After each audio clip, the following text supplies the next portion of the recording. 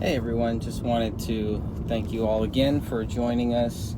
We had some audio issues, so that's why the show was not able to go live. I was not able to go live.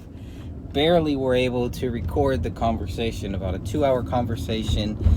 I went back through it and took out some of the parts where a lot of my audio was really bad. So it might seem a little bit choppy, but that's because I had to chop it up. So hope it doesn't disrupt everything too much, but it had to be done just for the sake of quality purposes. So for quality reasons, we were able to work through all of our technical difficulties. I was having issues hearing people at some times, and I had to go to my backup audio, which is not the best, did not sound that good. But the good news is that I'll be able to edit the whole thing down, add better higher res photos. So that's why it's taken me a little bit longer. But I wanted to put this in the front of that video to just kind of explain that. So if it kind of seems like things are chopped or kind of out of place, that is why, is because for certain reasons some of the audio had to be taken out. But it was a really good conversation. I think there was about 4 or 5 of us on the call. So all of you are watching this on YouTube right now. If you're watching it on the premiere of the YouTube video, thank you very much. If you're watching this later on a replay, I want to also thank you too. And again, this was just meant to be a conversation, a very good conversation about item 57, mostly about item 57, a little bit about item 53, and then some of the other group members were asking questions, so we got to just go back and forth on some of the different questions that I think that Stephanie had, if I remember correctly. But I hope you all enjoy this for what it is. I think it was another good conversation. I look forward to our next one. Hopefully the next one will be live. I have done a few things, so I do not anticipate that the issue that I had will happen again. Thankfully, it was not related to any of the fires or anything like that. But I had two choices. I could have either canceled the whole show, which I didn't really want to do because I've already done that a couple times, and I really hate canceling. If you say you're going to do something, if you say you're going to be somewhere, you got to really try. Now, sometimes that doesn't happen. Sometimes you just can't help it, and you have to postpone, which is fine. That can happen from time to time. But I think about halfway through this call, because everything dropped, so there was a lot in the first 20-30 minutes that you're not going to hear. So the conversation just kind of starts with us just kind of chatting. So that's the reason for that, is because I had to take out so much stuff.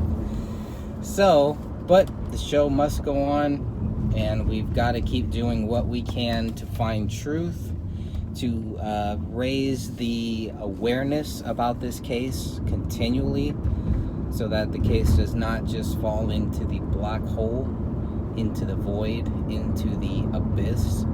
It is very important to keep this case going, to keep searching for justice, and to do our best, to do our part to get justice for this family, and to get justice for everybody else who has been in similar situations, and to try to do whatever we can so that the officers involved and the officers who are watching this case and have studied this case don't make the same mistakes that were made. I think that's going to be a big victory. So Sophia made the PowerPoint. She pretty much put everything into the PowerPoint, so I'll be using those slides from time to time. You'll see those in there, but I think we were able to make it work, and really enjoyed this conversation, like I've enjoyed all of them, because they're all kind of different. So we have, I think we did 8 conference calls within the Gray Stage series, and then we did 7. We've done 7 live YouTube streams on the Gray Stage YouTube channel. So those are the newer ones that we've done. This was supposed to be number 8. I don't know if I'm gonna really add it to that list since it technically was not live. But as you can see, you know, there's so much to cover on item 57, and continually there are just more questions. So it's good to hear other people's views. I really enjoy hearing other people's honest, sincere views about item 57, about this case, about what they think happened, what they're open to, what they're not open to, what we've kind of closed the door on. And it's very important to agree to disagree. I mean, those are the most successful members in this group, are the ones who can respectfully agree to disagree on certain things on different topics. We don't have to agree on everything. You know, my view isn't necessarily the right view, the only view. My view in some regards does change, and members have helped me kind of change some of my views, but for the most part it's pretty much been the same. We do also get a little bit into some of the different theories of what could have happened, what might have happened, and it's very important to put that in the proper context of that we're not trying to accuse anybody of being a part of anything. We're not saying that this is what happened. We are discussing it. We are talking about it. We are playing out these scenarios constantly. And the only difference is, instead of playing it out in our head quietly, separately, we're doing it as a group, as a think tank. And again, not to necessarily accuse anybody of any crimes or anything, but to bounce ideas off of each other. Because sometimes when you hear an idea come out of your mouth, it sounds different. And you know, you might think it, it might sound good in your head when you're thinking it, but when you speak it, sometimes that really helps you kind of flesh out the ideas, the good ideas, and separate the good ideas from the bad ones. So through everything, everybody just kept the conversation going while I was trying to focus on the audio issues on my part that I was having, and I hate that stuff, you know.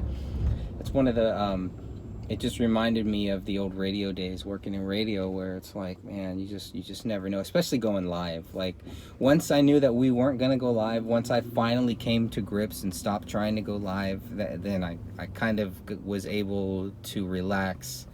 So I really didn't say too much within the first hour or so. And but also didn't want to try to you know, I mean, I've already made 150 billion videos. What more could I possibly say, right? But there is still a lot more to cover. There's still a lot more that should be talked about in a calm, respectful, polite, sincere, and intelligent way. And I think that's what I've loved about doing these live shows, getting other people's views, is that we're able to do that. And so I do look forward to the next one. I will continue to try to invite people in. I know schedules and dates, and some days work good for people, other days don't. This Sunday, hopefully I'll be on the show with Ross. He's going to have me on his Sunday show, so I'll keep you all posted about that, where that's going to be, where you can listen to it or check it out. I'm not exactly sure how it's going to work out, but Ross was one of the guys. He's been on a couple shows with us too. He was one of the first people to ever do a show with me and Dan Hennon when we were doing it on Google Hangouts.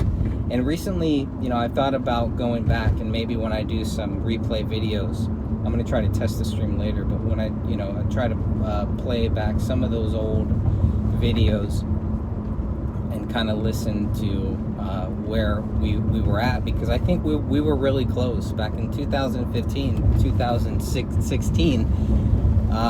there's really not that much that I would go back and say, oh, well, this was wrong. I'm sure there are things that we did get wrong, things that we didn't know, or updates that I would like to have put in there, but really not that much. Our views and our resolve, our quest for truth has not really changed that much. It's always been about finding out what proves David guilty. That's it, and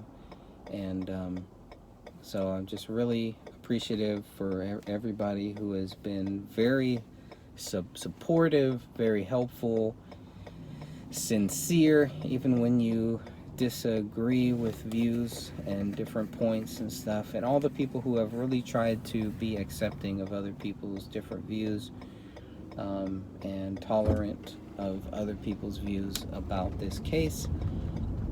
Sometimes you just have to learn to walk away when things get heated and it becomes my view against your view. That's when I have to kind of walk away from it and not go there, because nobody's going to change my mind, and I'm not going to change anybody else's mind.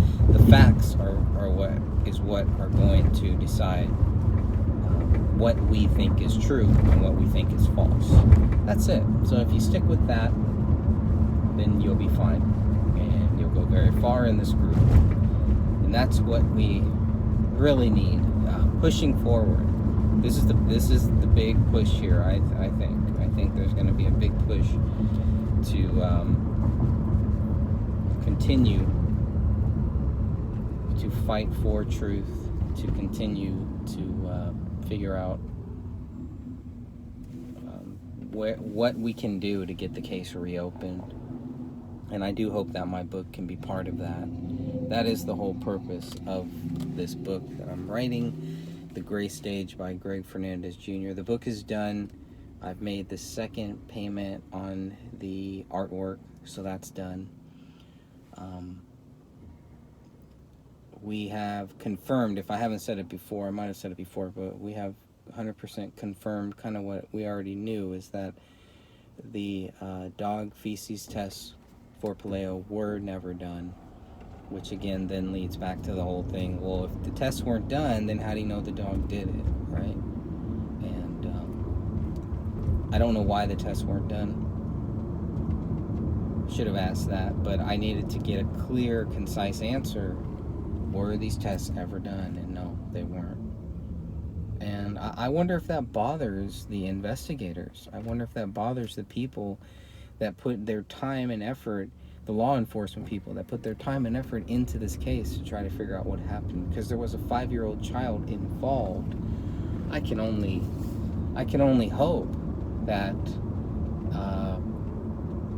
the investigators would have done everything that they possibly could have without being stonewalled. And if they were stonewalled, if they were told to back up, to not go here, not travel down this path or that path, we should know that too. So, once again, I hope everybody enjoys this. I hope you enjoy this show. It's just another show that I hope will get people thinking, people who are kind of new to this case, get them thinking about item 57. Well, that sun is really, really bright in my eyes, so I'm going to duck down here a little bit. Whew. But yeah, item 57, for me has always been the big smoking gun. There are many smoking guns in this case. That's not the only one, but that to me is the big one. And it is, one of the things that we talk about in the show is where the bullet hole was. If we have one image that shows where that bullet hole should have been on January 17th. It's very clear. There's no doubt. Nobody saw that bullet hole. Investigators, any law enforcement, cleanup crew, nobody reported seeing that bullet hole until February 18th when they walked into that house. That was it. So the existence of the bullet hole when the bullet hole was there, when the bullet was there, what the Gray State team were doing in the attic on January 19th, what they were doing in David's house on January 19th, when the cleaners were still cleaning the house on January 20th. That's been another interesting question. So it's question after question after question, and all roads kind of lead to the same thing, to the same answer, that there's just no proof David Crowley is guilty. I think that's a very good starting point. It's not the starting point that I had, but I do believe it is probably where I should have started. But that's just not the way that my mind works. That's not the way that I work. I'd like to give the investigators the benefit of the doubt, pay close attention to what they say, and then see with what they say, what they do, and what the evidence shows. It should all line up. It should all line up, and in this case, it just doesn't. It doesn't. Everything is carefully worded, carefully crafted, so as to give the illusion that David Crowley is guilty, while at the same time not 100% accusing him of being guilty. I mean, I shouldn't say 100% accusing, 100% proving. I mean, what do they really do to prove that David Crowley is guilty, besides the fact of just blaming, well, since there's nobody else and it had to be him. The process of elimination, I guess, would be the big word for it. But it was, the show started out rough. I think it ended very, very well. We went about 2.5 hours. Some of that did have to get cut because of audio issues, so that's why you will hear at certain times, different audio problems. But I just wanted to put this little introduction here first so that everybody kind of understands why the call begins with just people talking, and then we kind of jump into item 57 and discuss whatever. That's the other purpose of these calls, is for you to just say whatever you want to say, whatever you have been wanting to ask, whatever you have been wanting to run by other people. That's where this, we're trying to give everybody a forum for that, everybody in the group. So, hope y'all enjoy, and I hope you'll come back. I'm going to try to, next Thursday, we're going to try it one more time. We'll try to go again, finish up with anything that we did not get a chance to cover. Though I think we pretty much covered everything that we wanted to cover in this show. And then next we're going to talk about, very interesting, an article that a member sent me, and I found out other members of the group have also read this one. It's a very interesting article about staging crime scenes, and I think it's a big topic. So we were going to include it in this show, and Catherine suggested that it would probably be good as its own show, and I think she's totally right. So we'll try to make that its own show. I'll try to put out the PDF document. It's about maybe 13 pages or so. It's really, really good. Written by 2 former FBI investigators. One is no longer with us, died a couple years ago, I think 2016. The other one is still with us. So who knows, maybe we can reach out to him. But the article, I think, is very, very good and covers all the different things about different crime scenes and how to stage crime scenes and how to find if a crime scene is staged. So hopefully we can read through that, and then we can see if there's any similar things with this case here. Make sure to, we got the new WordPress site. I've gone back to my old WordPress site. whatistruth911.wordpress.com is where I'm moving all of my GregFernandezJr.com stuff. So, and then the graystage.wordpress.com is where that site is just completely dedicated to this case. Once the book is out, that's where I'll probably have the book where you can download it directly from that site. we'll work on some other things too, but just want to give everybody a quick update on that and say thank you all again. All of your support has been greatly appreciated. I mean, greatly appreciated. You know, it keeps us going, and it gives us that extra drive that we really need to push a little harder, to push a little further, and to keep hope alive, keep truth going. You know, that's all that we can really do with whatever you think happened with David, whatever it is, to get justice for him, for his wife, and for his daughter. That's the whole point here. So God bless you all. Hope you all enjoy this, and see you next week. Live, most likely. Most likely we'll be live next week. You've got this item 57 that, you know, they were looking at the ground the whole time they were there, and then they left. The police left, had to come back to find the bullet in the carpet, which that was linked to Ranny, right? Mm-hmm. Body's found on the 17th. The cleaners are still working. Item 53 is not discovered until January 20th. Item 53 is the bullet that is tied to Rania. That's the one that rolled out of the carpet. Oh, okay, that was the one 20th. in the carpet. Yeah. So, you got some big problems there. I wasn't too clear on what the difference is between the nuclear DNA they found on item 57 versus blood and tissue. We'll pick up sweat, skin cells, saliva. It will pick up other types of DNA. Shouldn't his DNA be like all over that house though? It should be. He lives there. His right, should be all over the house too. Like everywhere. I mean, like his, Kamel's, and Ranny's. Yeah, coughing. That's his house. It should be everywhere in there. His fingerprints should be literally on every surface. Because, I mean, you can see in the pictures there's, like, dust in a lot of different places. And, I mean, how's his DNA not everywhere?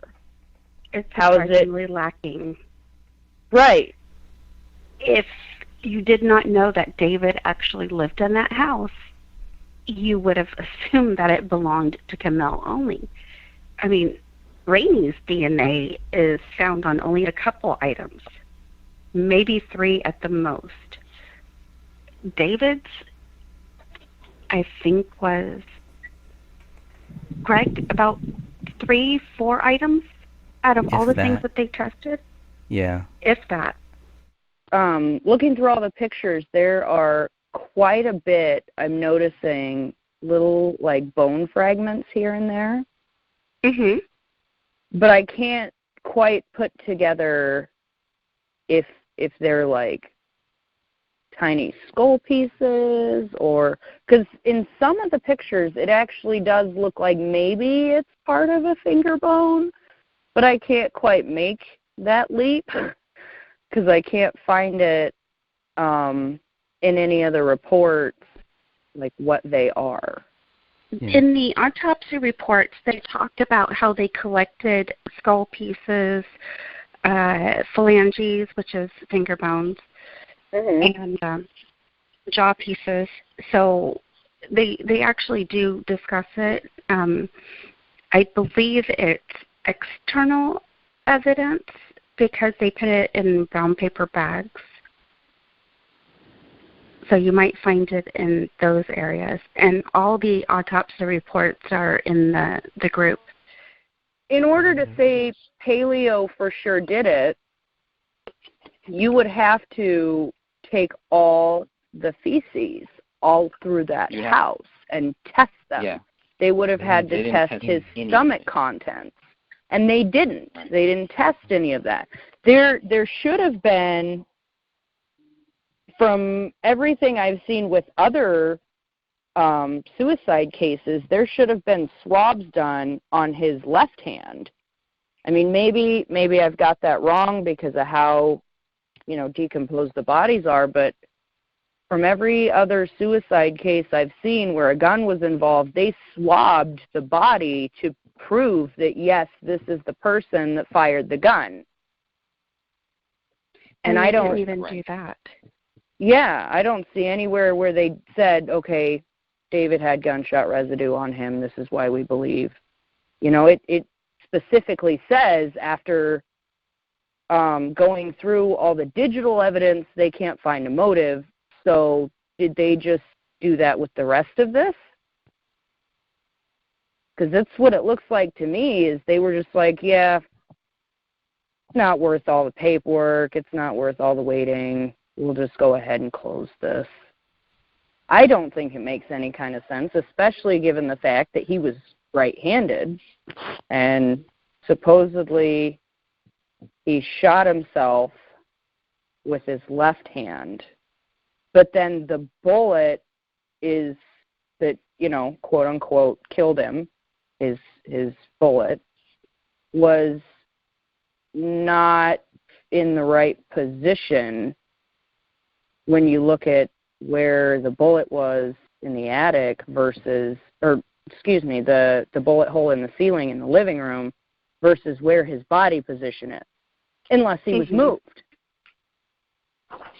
Correct. Unless he's moved. If he was moved, you could definitely say that, yep, that's the shot that killed him. But you can't say he's the one who shot himself because it doesn't line up.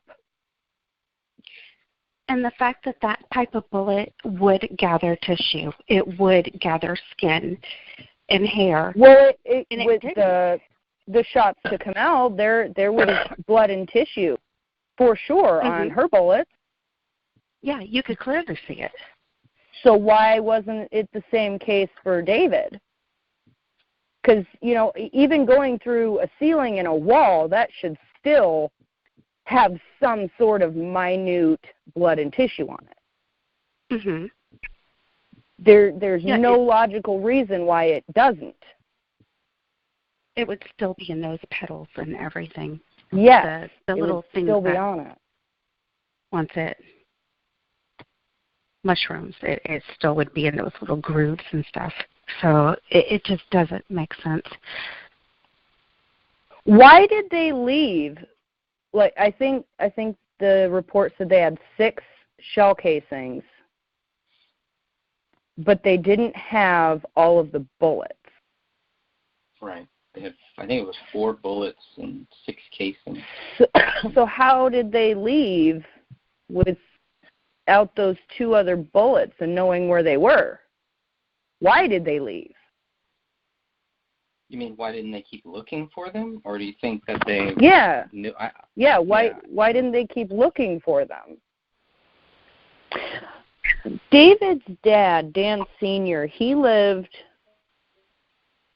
didn't live in the same town, right, as David and Kamel. He lived in a different town. Right. He's in Owatonna. Okay, so I had a question as far as why Dan Jr. was the one dropping the presents off when they were from both Dan Jr. and Dan Sr. Well, I can't understand them leaving that big a check outside on the porch either. Right. Yeah, that was my biggest issue with it, is that's quite a chunk of money. You're just going to leave it on the doorstep and not, like, knock or look in the windows or see if they're there or call. People do steal gifts off the front porches, and we know that. Oh, my goodness. My mail people, when we first moved into the house we're in, they were like, where do you want us to put your packages? I was like, what do you mean? I have a front porch. And they were like, well, sometimes there's theft. So it's like, oh, okay. I guess you could put them, over on this porch, the side porch here. Oh, that's a good idea. That way they're out of the way. So how is it anywhere logical that he would leave that big of a check right on the doorstep and not even, like, call and be like, hey, just wanted to let you know I didn't want to bother you, but we had these presents. We wanted to get to you guys, and you should probably get them off your porch ASAP. But he doesn't. He just, like, leaves them and books. Yep. That to me was suspicious. Yeah, it's all set up. And I think Dan Jr. at that time was either in St. Paul or Minneapolis. I can't remember exactly where, but he was heading back from his dad's when he dropped it off. Right, we have the image. We have the one image that shows where the bullet hole should be. Mm-hmm. You're not seeing it there? I see it there. Looks like it's there to me. Well, if this is the one from the very first day, I can't see it. I couldn't either. I saw a video Catherine did where she shows, like under a bunch of different filters, one of the pictures of the ceiling, and it does, to me, look like there is maybe a slight shadow there, but I can't for sure say if that's a bullet hole or not. But I would imagine that if they took a picture where you can kind of see, you know, what could possibly be a bullet hole in the ceiling, I don't understand why whoever took the picture, wouldn't have gone over and taken a better picture of it to make sure they have it documented. Because, you know, they did the whole thing with the vacuum where it was in the closet and they moved it out of the closet and then it was back in the closet and all kinds of other stuff. David's ring on the coffee table was there in one picture and then not there in another picture, and then all of a sudden it's back, and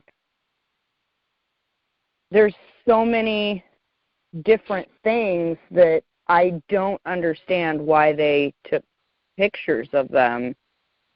And then other things that I want those pictures, but I don't even know if those pictures exist. And even if that bullet hole is there the day that the bodies were discovered, it still does not line up with David's body position of how he was found. That's true. That's very true. It doesn't, unless he was moved. I thought it was really rather odd that it was mostly in the living room and then the basement. Like,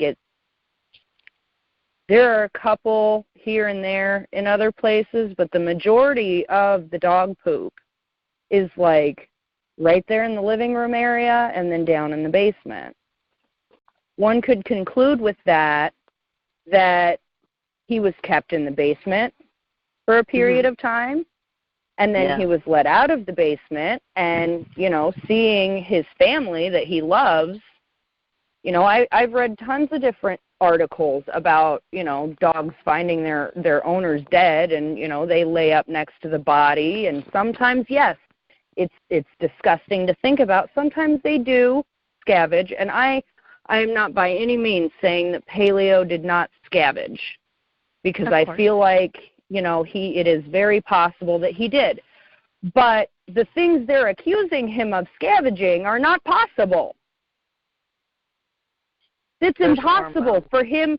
Exactly. Where's the whole arm? Where are the three hands and the faces? If you're going to say this dog ate these pieces and that's why they're not here, then you better be testing his stomach contents and all those little different dog poops all around that house to find the bone in it, to prove he did it 100%. Because otherwise, you're just blowing smoke up everybody's ass. Excuse me. That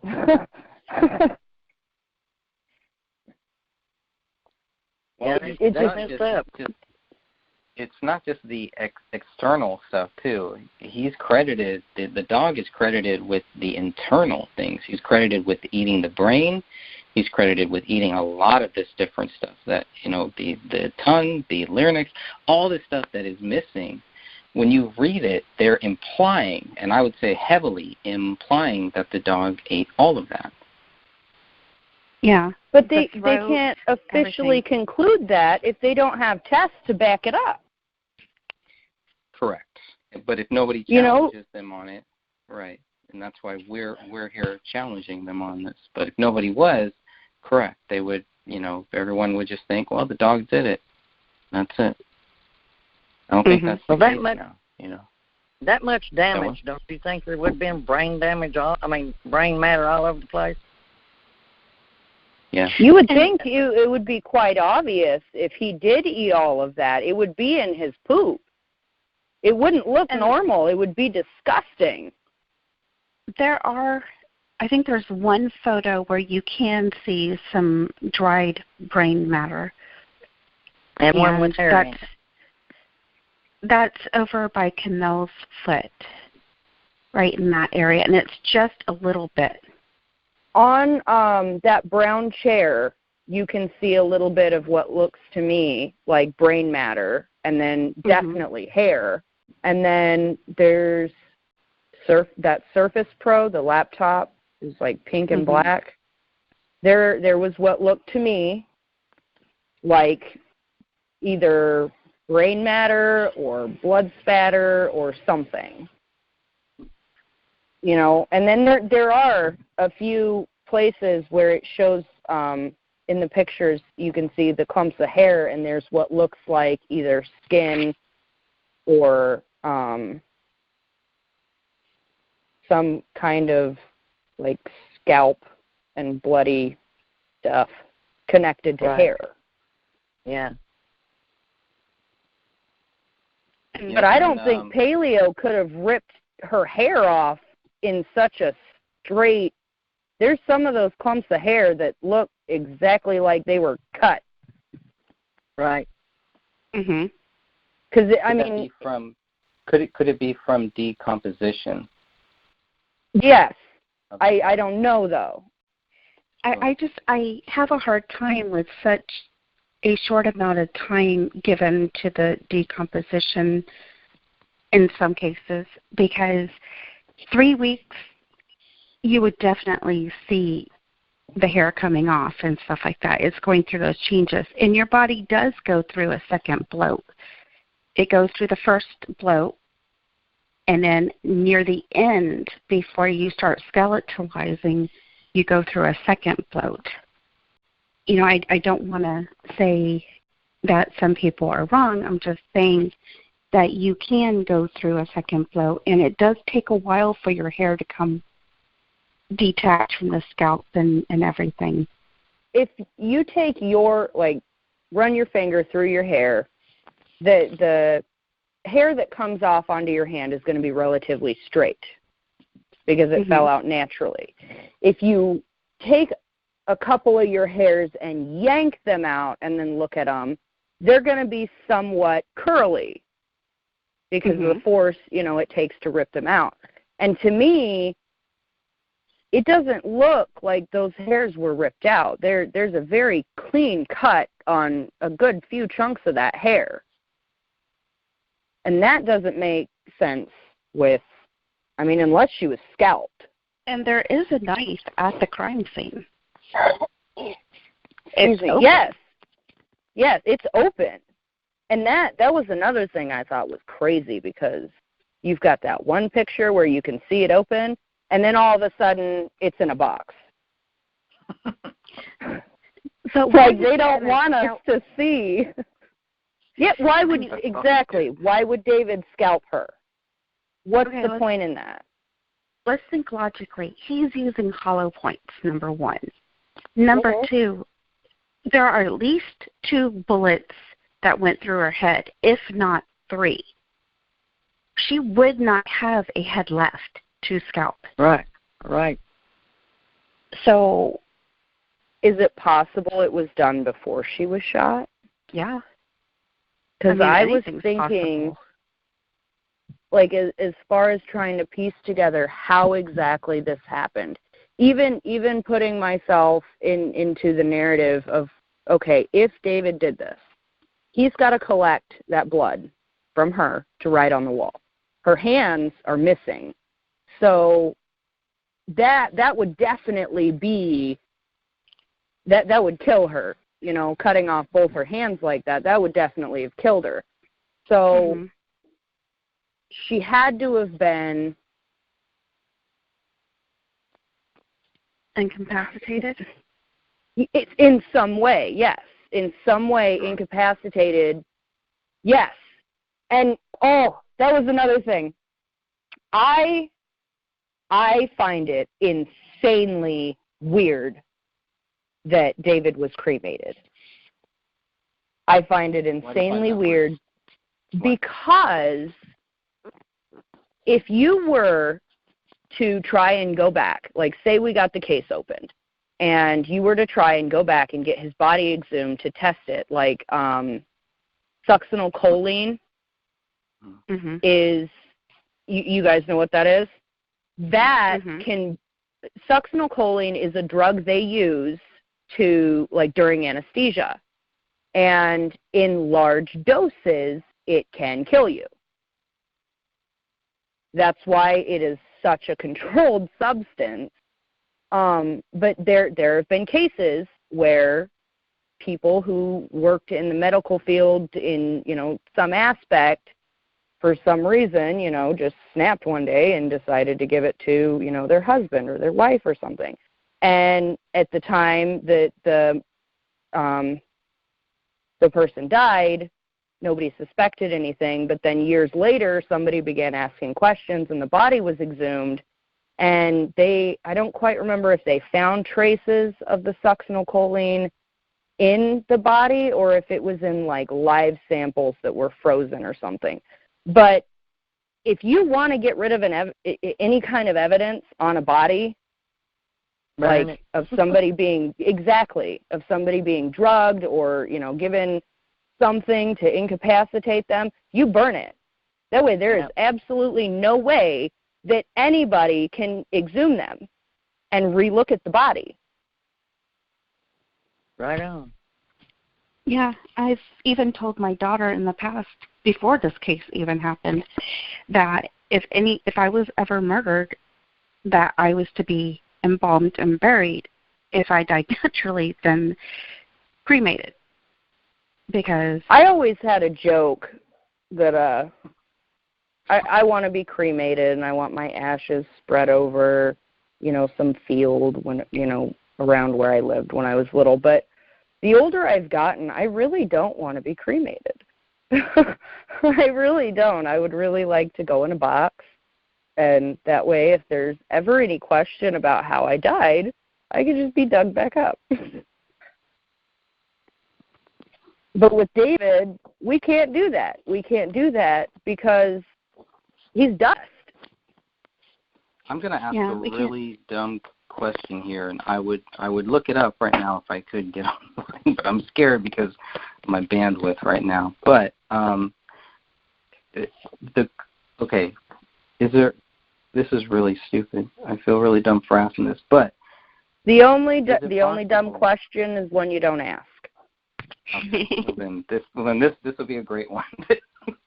Okay. Is it possible to, based on his act, can you do a DNA test or a DNA sample, something like that, based on it with his ashes, or is that just totally? I don't even know.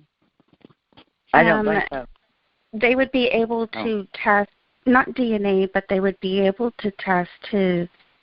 Actually, yeah, they would if there was a large enough bone piece, or they would if there was a large enough bone piece. But lately,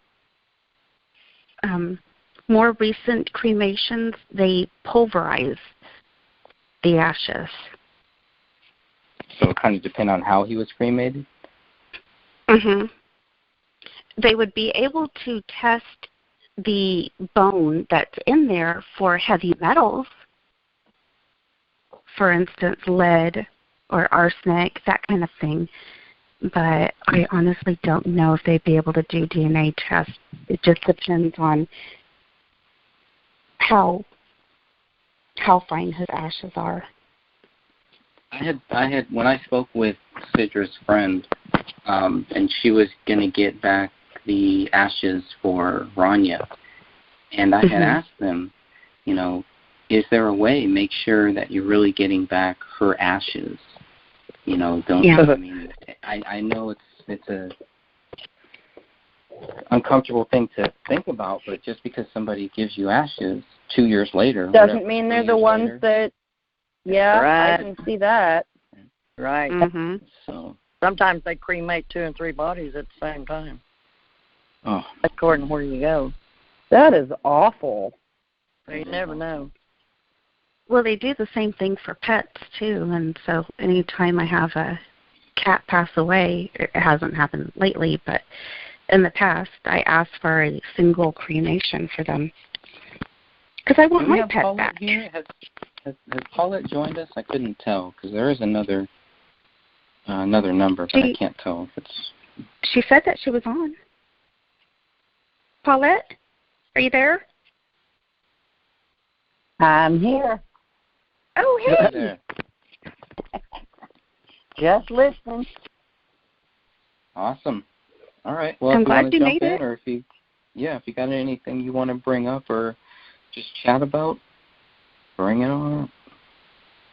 Have any of you guys seen any other murder cases or suicide cases even where the body fell in that position that David was in?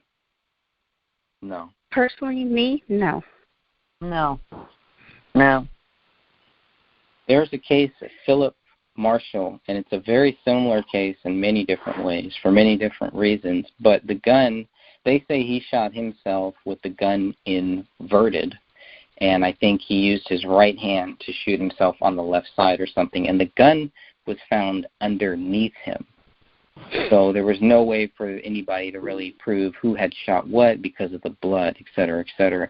I was expecting to find something similar in this case, and the fact that we didn't really, you know, that's still one of the big things. That gun is one of the big keys there, and the lack of proof that they can even tie to that gun, that they can tie David to that gun, is very disturbing, and I think will also help us get this case reopened one day.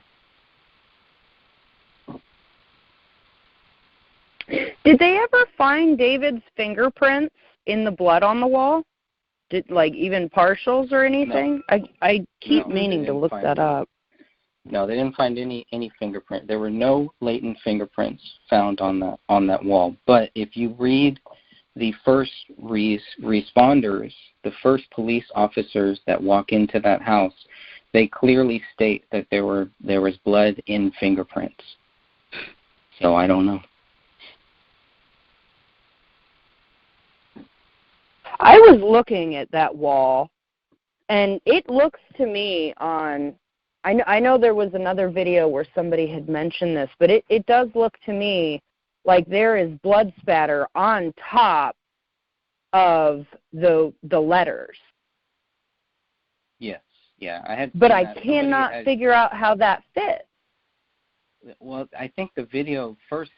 There was one video that said that there was a bullet hole. It was a bullet hole. I don't think it was a bullet hole, but I do think it was, you know, probably blood or something like that got on that top. That's like an 8-foot, 9-foot ceiling. So, you know, either somebody really, really tall, or they took a stool and moved the whole couch and everything. But it was weird that the lack of blood on the couch, I think, raised a lot of people's eyebrows too. It's like just one thing after another. If you look at these things all separately, sure, it's just like, it's a little bit of this, but you start adding all this stuff up, and it's just right.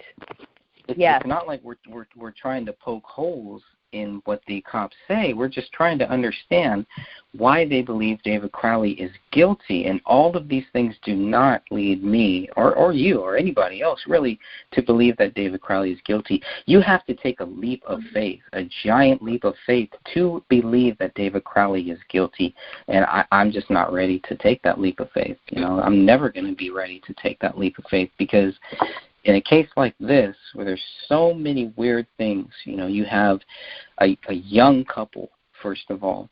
You have one who was not born in this country. You have a young child. You have a U.S. soldier right there should be, wait a minute, we need to treat this a little bit differently. Let's put in a little more time than we might normally do.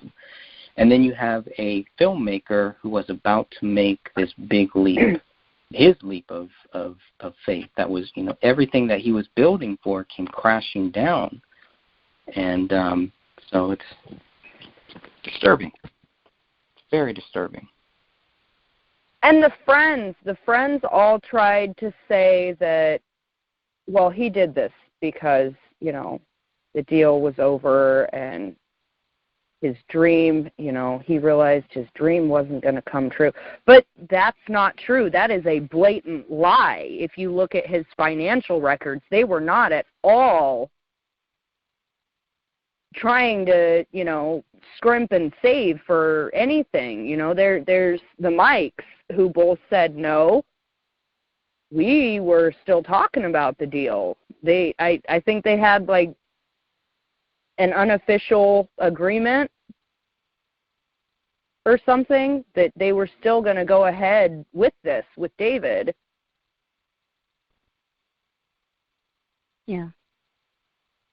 That if you pick and choose, if you pick apart little bit all these things that we're looking at, and you look at just those things separately, you can follow, okay, yeah, it's possible he did it. But if you put them all together instead of looking at it all separately, that's where the problems start, because none of it leads to David doing it with all these little tiny factors involved. The missing hands, the missing arm, the missing faces and neck, and the dog that, we just decided he and David are the culprits here because, that's just what it seems like. We don't want to look too deep into this. I think there was a lot of fingers involved. That's what it looks like. It looks like whoever did this was just so incredibly angry at David and Kamel and Ranny that they felt they had no other way to get what they wanted. And I honestly have not, if somebody was to come to me or message me or call me and give me absolute concrete proof, like absolutely not even a shadow of a doubt David did this, I would believe it if they could prove it to me. But so far, the only way, I feel like Greg has run into this too, actually all of you probably, the only way they can try and convince us is to say, just leave it alone. If you just leave it alone, it all makes sense. Don't ask questions. You'll never know why. Nobody will know why. Just leave it alone. Just let it go. But that's not an answer. That's not an answer. That's not any kind of concrete proof that David did it. You can't kill yourself and then hide hands or an arm. You can't kill yourself and then move over so that you don't match up, with where you are. Now, it is possible, I think, maybe that Paleo did move the bodies a little bit, but there's no way he flipped Kamel over and ate her hands and her face and then flipped her back over. And there's no way that he moved David into that crucifix position.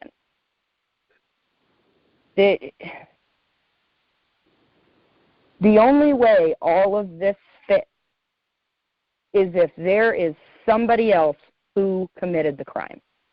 The only way any of this case information makes sense is if you add in one or more people who came in and committed this crime and pointed it at David.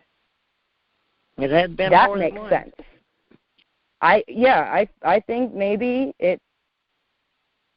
I really feel like there was at least three. At least. Well, I mean, the bigger issue, maybe not the bigger issue, but another issue is just the whole the amount of cover-up that would have had to have been involved here on some level from the Apple Valley police, not all of them, not saying all of them, just at the highest level, but the media too, at a in not just the mainstream media, but the alternative media too. It's just one of the weirdest things that I've ever seen. One of the weirdest cases, the way that Mr. Hagman, this is what he said way back when this first happened. It's like he wasn't too mad at the mainstream media. He was upset at the alternative media because it's like you guys have turned your back on this, and it was just like, I don't know if things just got too real for certain people, or if they were like, they were keyboard warriors, and all of a sudden, you're not in front of a keyboard now. We're talking about real people this is one of the worst possible things that people who research the deep state, who research conspiracies, September 11th, John F. Kennedy, on and on and on. This is one of the worst things that could possibly happen. So I think it does scare some people. But, I mean, if you've been researching this, if you understand this, and if you have, if you're not fearful, and it's just like, what are you scared of? What are you doing here? And that's just been that's been one of my biggest. There's also been like a lack of interest in this, in the way that so many people watch the Gray State Sloppymentary and accept what Eric Nelson is proposing as true. I think that's the perception, and that's what they've used, the media for. That's what they've used all of these people who have come out for that. I think that's the perception that the people in control have tried to create. But for us real people, as long as us real people can get all of the facts about this case, we can clearly see that what they're saying is just simply not true. And that's been the biggest challenge, is to get this research, to get this knowledge in as many people's hands as possible so that they can make a real informed decision about what they truly believe about this case without bias, taking their bias out. And that's the biggest thing with this case, is the majority of people who do ask questions and look further into this, we are all completely willing to accept David did this as long as there is concrete proof to back it up. That's all we're asking for. If David did this, if these people all believe David did this, why can they not prove it to us with evidence?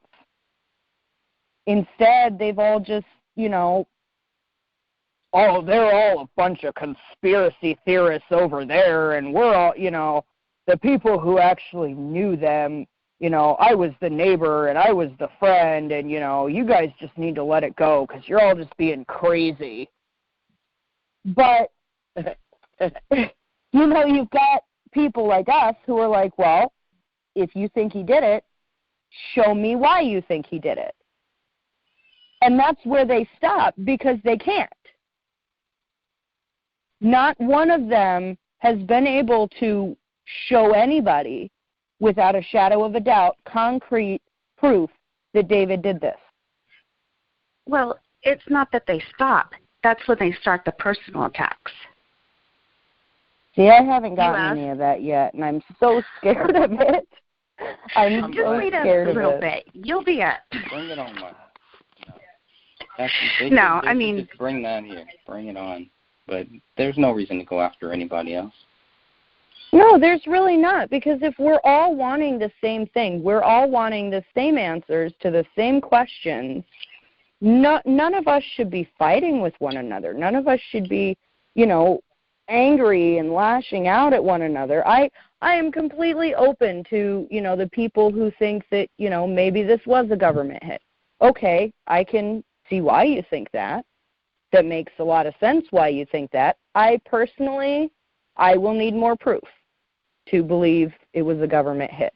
I'm not quite that much into conspiracies, you know, and that's just me personally. But then you've got the people who say, oh, it was a demon. There was demon possession. Okay, all right, I can understand that too, as far as, you know, the videos shown of Kamel where she was, like, hearing things and whatnot.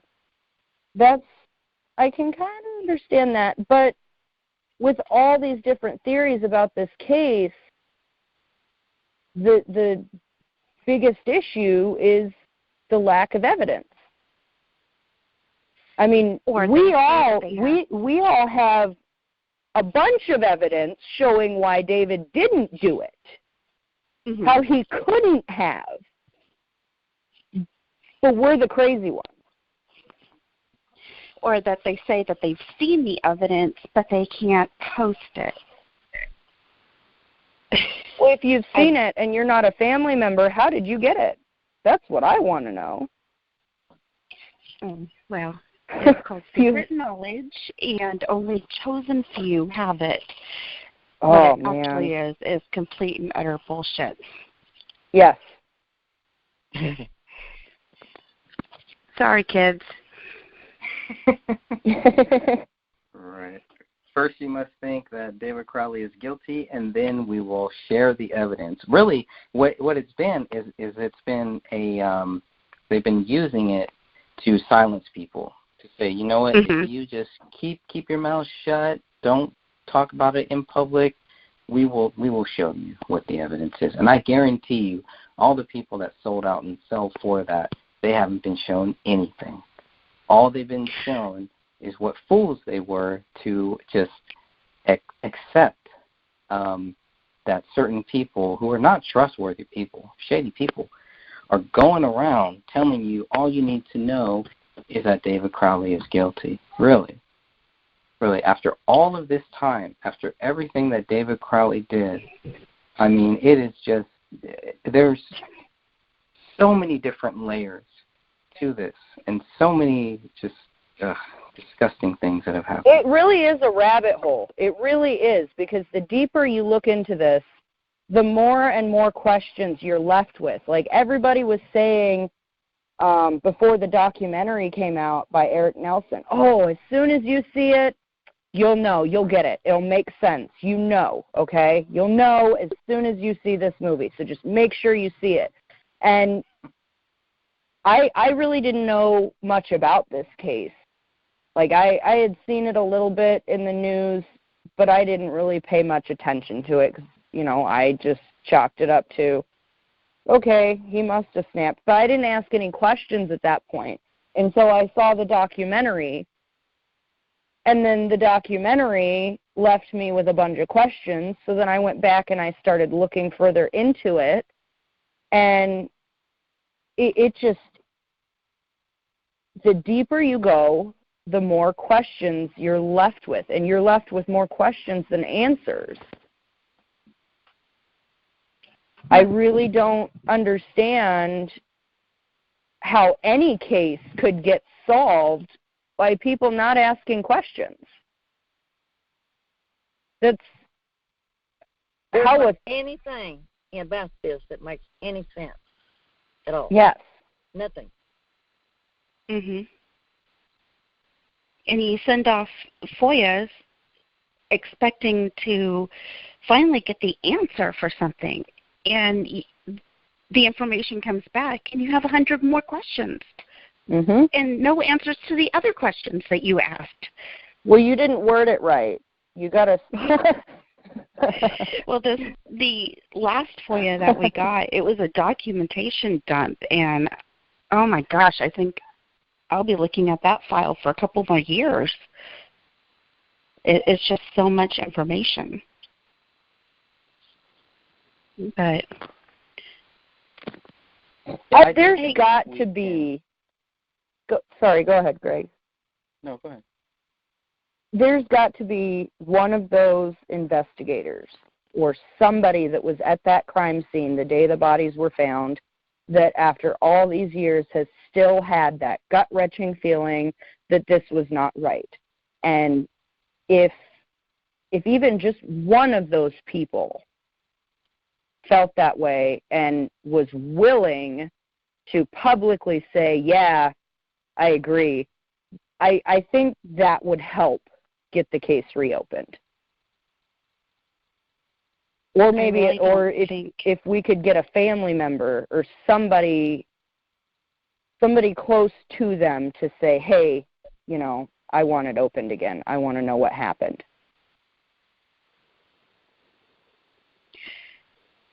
Because that's got to be awful for the families. You know, if they actually read all of the police reports and looked at all of the evidence, I mean, I don't want to think that they would just believe this and just let it go. I think they were very sheltered. You know, the more that I look into it, it seems like they were very sheltered. It was a very controlled environment that they were under, almost this like bubble that they were kept in purposely. So they might not know about a lot of this stuff. I doubt that they've read half of the stuff that we've all read, and it's all public stuff. It's stuff that they could get, that they could ask for. Now, if they ask for it and they find resistance, then maybe that will, you know, spark that more. But, you know, it's one of the things that I try to constantly pray about, is that one day somebody from the family or one of those cops that was there or somebody that was involved in this will understand, you know, how serious this is and that there's something wrong. And we need justice. The family needs justice. They need real justice. And are they still in danger? You know, is this deeper than just David Crowley? Is there something more deeper involved? Is it more related to something that somebody on one of the sides of the family did? You know, I don't know. It's just it does not make sense. Even a police cover-up to me does not make sense. It's just like every scenario does not make sense. And I played them all in my mind over and over and over again. But I think the one thing that we all know does not make sense is that David Crowley is guilty. So if it's not that, it has to be something else. Well, we are a few select people, so we're not going to give it up. That's right. That's the thing. As long as we all still ask questions, as long as there's at least one person going, no, I don't think he did it, you know, I feel like that's at least a small victory. I think it's a big victory.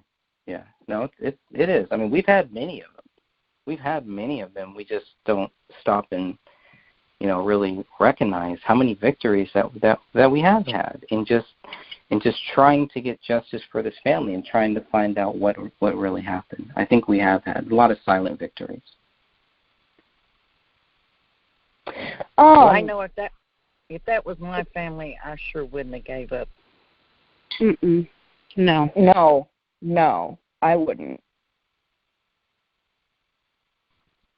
But see, that's just me. Yeah, I mean, that's right. Just, you know, this group, like, I guess, you know, they're all perfectly content letting it go, which that doesn't make sense to me. The slide presentation is covering David's body position, the ceiling bullet hole, item 57, which is the attic bullet. I included photos of the living room because so that we could kind of talk about the angle that David was laying in and that stuff.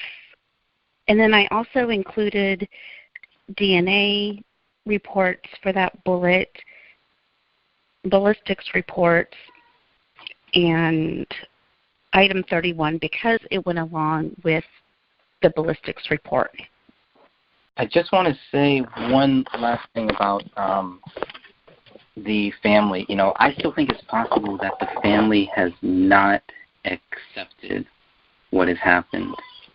And I do believe that that's why people are trying to keep us as far away from the family as possible, to make us look as crazy as possible, so that they will never contact us, so that they will always think that we're crazy people who are trying to make money off of their family's death. When in reality, the Gray State team are the only ones who have made money off of this death. Besides Eric Nelson and, anyone who was involved with that, they made money off of this. Every time that... Well, look at Dan Hennon. He put up $7,000 of his own money to hire without question. He didn't tell everybody, well, if you guys can all give me this money, we'll hire one. No, he said, I'm paying for this, and if you guys want to help, I would appreciate it, but if you can't, don't worry about it. Nobody in our group has asked for any kind of money whatsoever in trying to figure out what happened with this case. And that is such bullshit, because the people who have made money on this are the ones who aren't asking questions. They're not. They're not asking what happened to, the police walked out of there without finding David's bullet and had to come back. Like, they didn't even know it was there. Somebody else told them about it. Twice. Back, It kills me that I've watched that documentary so many times, but I noticed the more times I've watched it, I've noticed more and more things, like the way Dan Jr. talks, and the way Dan Sr. talks. I think Dan Sr. is just looking at the way he is in that documentary, and I wish I could see all of the footage that went into making that, because really they made you, Greg, and Dan look just crazy. And they went through all these interviews with all these people and then cut and pasted where they wanted it to match their narrative, and that's it. That's all they used. I want to see all the other stuff, because Dan Sr., when he's reading wherever that came from, whether it was actually David's journal or something somebody else gave to him, when he's reading that, he does not look like he believes it. Like, he's got this very, to me, this very monotone voice, like you'd be reading a page out of the dictionary. Like, it does not seem to me like he believes what he is reading in that.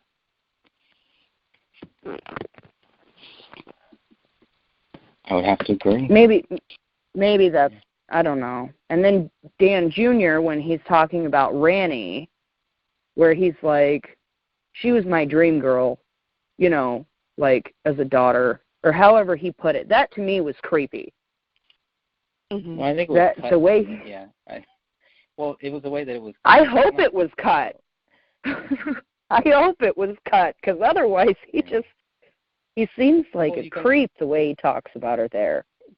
But they might have purposely cut it to make it look like that. That's, you know what I mean? Like, the same way that I could tell that they cut stuff that I said. The only thing they use is the one thing that they were constantly. I don't give a damn about credibility. Right. Which was all. That all went back to my conversation with Sean Wright. So it was focused on that. All of their questions, everything that they were trying to get me to do was to talk bad about Sean Wright. I could tell. And you wouldn't have known any of that from your clip in that movie, because right. There's none of the rest of anything you said. From their point, they were probably like, oh, okay, we have him saying that he's not a credible source, which is all. Yep. This is what they've been trying to do with all of us, is to just get people to not take us seriously, and it's just not working. It really isn't. If anything, it really points the finger back onto them, because you've got Judy, who is, slandering anybody and everybody who doesn't believe the official narrative, because she's the know-it-all, because, her husband saw the bodies first. So yeah, because that then obviously the gives her spotlight is on her. So then you start digging into her and you find out she's got a son who was arrested with a shit ton of pot, and he presented a Homeland Security ID. So, I mean, does she really want that? That's what it seems like to me, is she's trying to get more attention on her than anything, when, Jesus, I wouldn't want it if I was her. If I had found my neighbors like that, I would not, I would want to talk to the police, and that's it. I wouldn't want to talk to anybody else. I would want to forget it, because she didn't even know them. She had to ask her husband for the address. Colin Prochnow, he talked to David more than Judy ever did. But yet so they knew everything. Right. But they knew, Judy knew everything about it. She knew so much, in that first 911 call, or maybe it was the second 911 call, where she was like, and it looks like the dog may have, eaten them. Or no, she said it looks like they've been eaten, which I suppose that could be the dog, or something to that effect. How did she know that?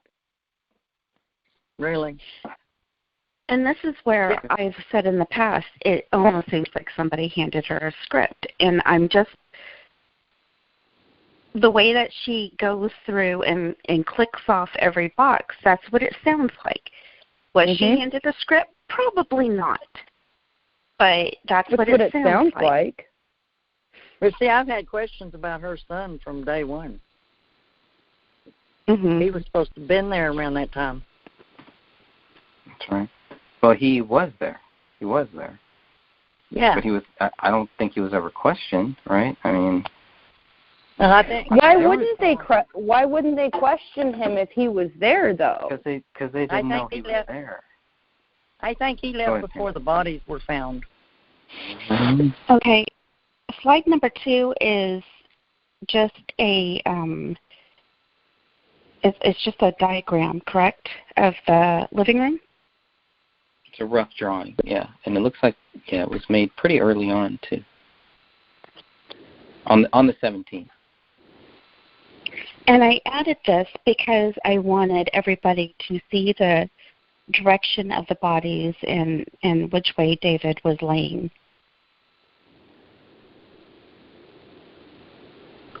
Which is a little bit different.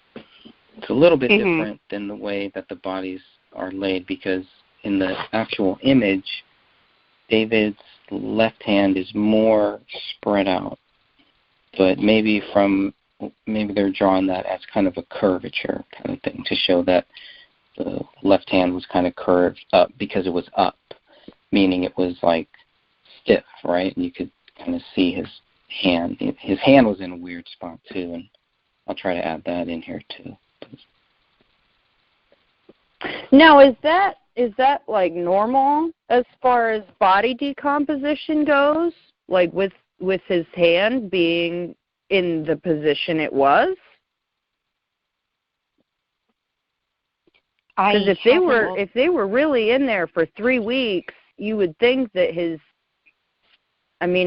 that's 3 weeks is well past rigor mortis, I would think. Mhm. So maybe I'm wrong in thinking this, but I would think that his hand would have relaxed by that point. Yeah, by the time they were found, I would think it would have relaxed out of that position.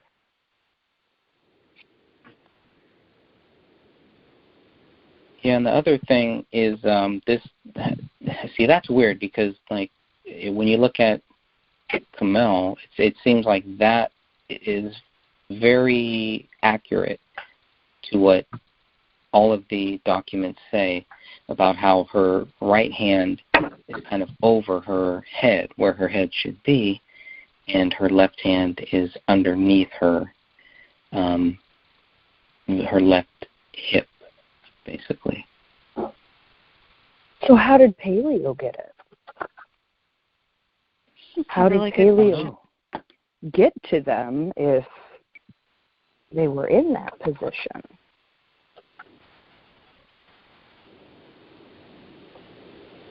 Don't know. Because that would definitely be suspicious to me. You know, we're saying a dog did this, but for him to be able to access that, he would have had to have rolled her back over when he was done. Like, rolled her over, ate the parts, and then rolled her back over. And clearly, he can't do that. So, well, he definitely can't do that if the daughter is right on top of her left leg. That's what I was which is where the daughter was. Right, because Ranny would have rolled right along with her if it was paleo that was moving her. And honestly, that's odd to me, too, that they would say that the dog ate all of these things when, I mean, in the photo of the bodies that I saw, Ranny's stomach is exposed. That is such soft tissue that you would think if he was hungry enough to want to scavenge off those bodies, he would go for the softest parts first. Slide number 3 is just, I need to enlarge it. It is coming straight from the BCA report, and it's talking, no, not the BCA, the Apple Valley report, and it's talking about the bullet hole in the ceiling. And it says, a hole was observed in the living room ceiling near the front entry.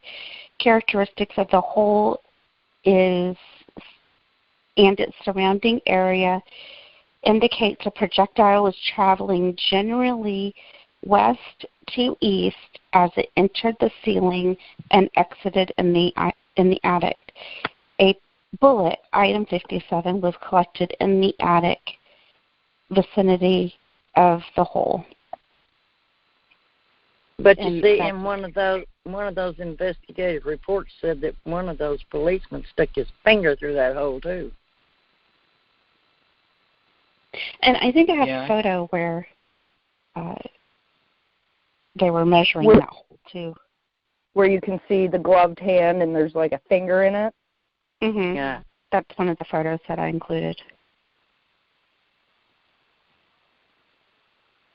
Yeah, I first thought that he had put his fingers through that hole. I'm not so sure. Yeah. You know, I'm not so sure if he. The way that it was written was kind of weird. I think I might have misunderstood it. He might not have put his finger through that hole, but that's what it said. I have to go back and look at that. That's what it said. I thought when I was looking at that photo, I thought maybe it was there for either a size comparison or maybe he had stuck his finger in the hole to feel if he could feel the bullet. Oh, that might be we'll a have to possibility. Go yeah. Do you know what document and page that was on, Pansy? Or no, sir. Find that. Yeah. It was back when it was back when they went back to get that bullet. I think it was in the Apple Valley report. I have my Dropbox open. Let me go see if I can find it. He may have been just trying to figure out which way that bullet was headed.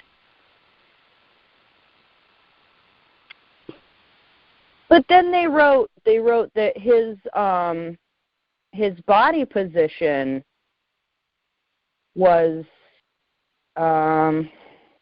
something and then southeast. Correct.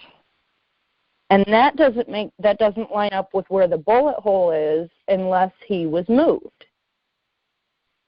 Yeah, that's to me it don't line up. Yeah, it shows the feet northwest, head area to southeast.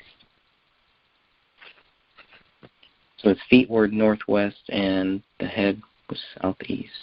Okay. And if David was standing when he supposedly committed suicide and the bullet exited the left, it probably would have taken out that living room window. Yeah, that was another thing I was thinking about. How, though, you said it entered the left side? No, it exited the left side. It exited, so then he couldn't have shot himself. And where over the other direction. Yeah, because if he shot himself with his right hand, I could see it exiting the left side. But if he's shooting with his left hand, it should have exited the right side.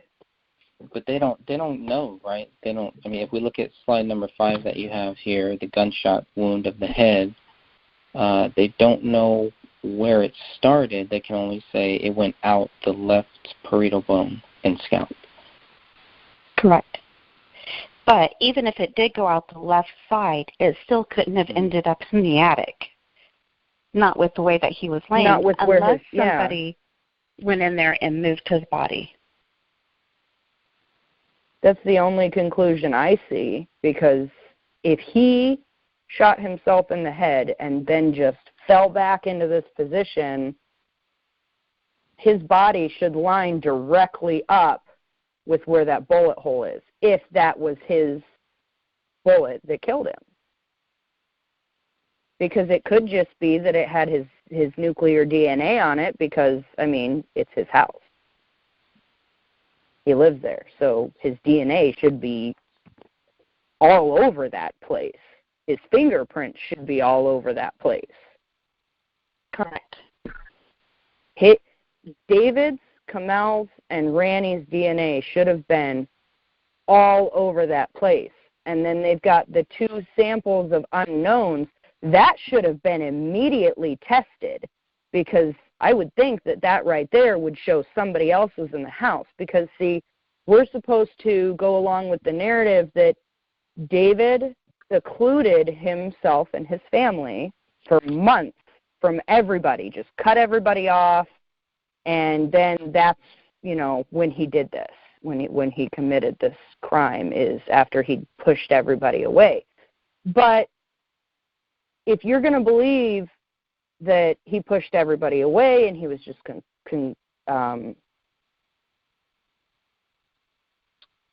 he was just isolating, himself and his wife and his daughter, there shouldn't be anybody else's DNA in that house whatsoever, except the dog. Right. Find out who that DNA belongs to, and you'll find the murderers, I'm sure. And maybe they didn't want to go that far. So those swabs would be on file, though, right? That unknown DNA? Yes, it should be. Jeez, I would think that right there would be enough to open it. Greg, I can't upload the PowerPoint to the group with my phone. Okay, that's all right. It's okay. So I guess the file is too big. It's okay. Yeah, we'll definitely put that up, though. I'll see if I can shrink it or something. But right now we're looking at slide number 6. Slide number 6, is that item 57? It looks like the comparison. Yeah, that's important to keep harping on. Let's see, comparison. Comparative comparison of item 31, which is a bullet fragment. This was found over by the window near David's body. This was tested against the fired bullets from item 1 and item 57, and they were performed with the following results. Item 57 against item 31 showed presence of matching features. This means that item 1 fired item 31. Why didn't they test it with the rest of the bullets? Instead of just that one. Because that's the only one that matched, apparently. I don't. Yeah, probably. They should all But match, though. They should all match. But they never talk about item 57 matching matching to item 30. Sorry. It says that item 31 was fired from item 1, which is the gun, but it never states that item 57 was fired from that gun. Right. It said it showed matching features to item 31, but why didn't they say that item 57 was fired from the gun? If it was a complete match, why wouldn't they say it's a positive match that these two are the same? Correct. Why would they word it like they seem to match or something along those lines? If it's a complete match and it's a 100%, this bullet came from this gun, then it should all match completely. All those bullets, all the fragments, all the shell casings, all of it should have the same tool markings as, any bullet fired from the gun, item 1. That's correct. Right. And yet this paperwork doesn't show that for that particular bullet. And it's not tested against a bullet. It's tested against a fragment, right? So it's like Yes. you're testing a bullet against a fragment, and it doesn't. I don't know. It's not even a bullet. So is it a fragment of the bullet? That's right. And we have another missing bullet, or what? Why didn't they compare it to the rest of them or any one of the other ones? Right. If David did it, they should all match. Right. If David was the only one firing a gun in that house, all of the bullets and fragments found at the scene should all match. There should be no doubt whatsoever that all of those were shot out of item 1. Yep. And we're that's what's moving so on. frustrating. Let's go to slide number 7 here, item 57-1. Item 57-1 is DNA results. So they took one sample of the bullet, and it says male DNA profile matches David Timothy Crowley, does not match Kamel or Vanya, would not be expected to occur more than once among unrelated individuals in the population due to insignificant genetic information, no statement on minor types. It's very very bland. Doesn't match up with a lot of things that they say about the other bullets. I mean, it's just not as detailed. It's almost like 53 and 57 were just kind of rushed along. Right. I think this whole thing was rushed along. And I do Hard to apologize argue with I apologize to everybody, but I'm dyslexic, so reading out loud is difficult for me. Oh, you're doing great. You're fine. You're doing fine. You're doing great. I would not have been able to tell you're dyslexic. You sound amazing. Thank you. It's just reading that gets me. There's a lot of that in this. Slide number 8 here. This is one that you had. Do we know what image number this is? This is the only image that we have that might possibly show that there was a bullet hole in the living room ceiling on January 17th. One photo. This image I actually got from the group. But I know it's from the day of discovery because the Christmas tree is still there. Right. This was part of the BCA. I think this was a part of the second or the third round of BCA photos. But this is it. I mean, this is all that we really have to really work with right now. But if you compare slide 8 and slide 9, I mean, it looks like the bullet hole was there, no? it's either a shadow, it's a reflection, or it's that hole. It's a very bright area right where that hole should be. And I do have the image number somewhere, so I will make sure to add that to this video. It says 48 of 77 photos, or 711 photos, excuse me. Oh, so that's okay. So that's part of the third round then. All right.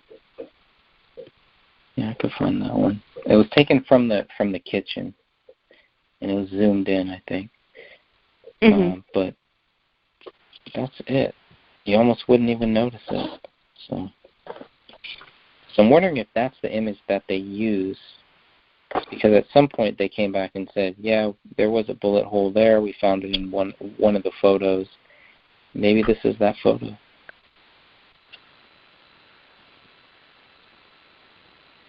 But did all the officers see it on the 17th? And if Nobody they did, saw it on the 17th. Nobody saw it. Nobody took photos. Not even the Nobody DCA saw it team. on the 18th. Nobody saw it from January 17th until February 18th. No law enforcement person, anybody saw it until February 18th when they went in the house. That was the first time. That's a long time. because logically, if any of them did see it, it would be in their reports, right? Correct. Correct. And they're there was they're very clear. They do say in their own documents, they do say that they did not see it on the 17th. I believe it was plenty there.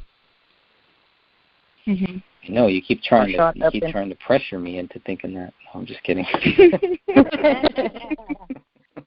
Or shot up into the ceiling when they visited there on the 19th. The visitors that came in the house? Yep. There was but they plenty came during the daytime, though. I mean, this was, and they were only there for like 20, 30 minutes.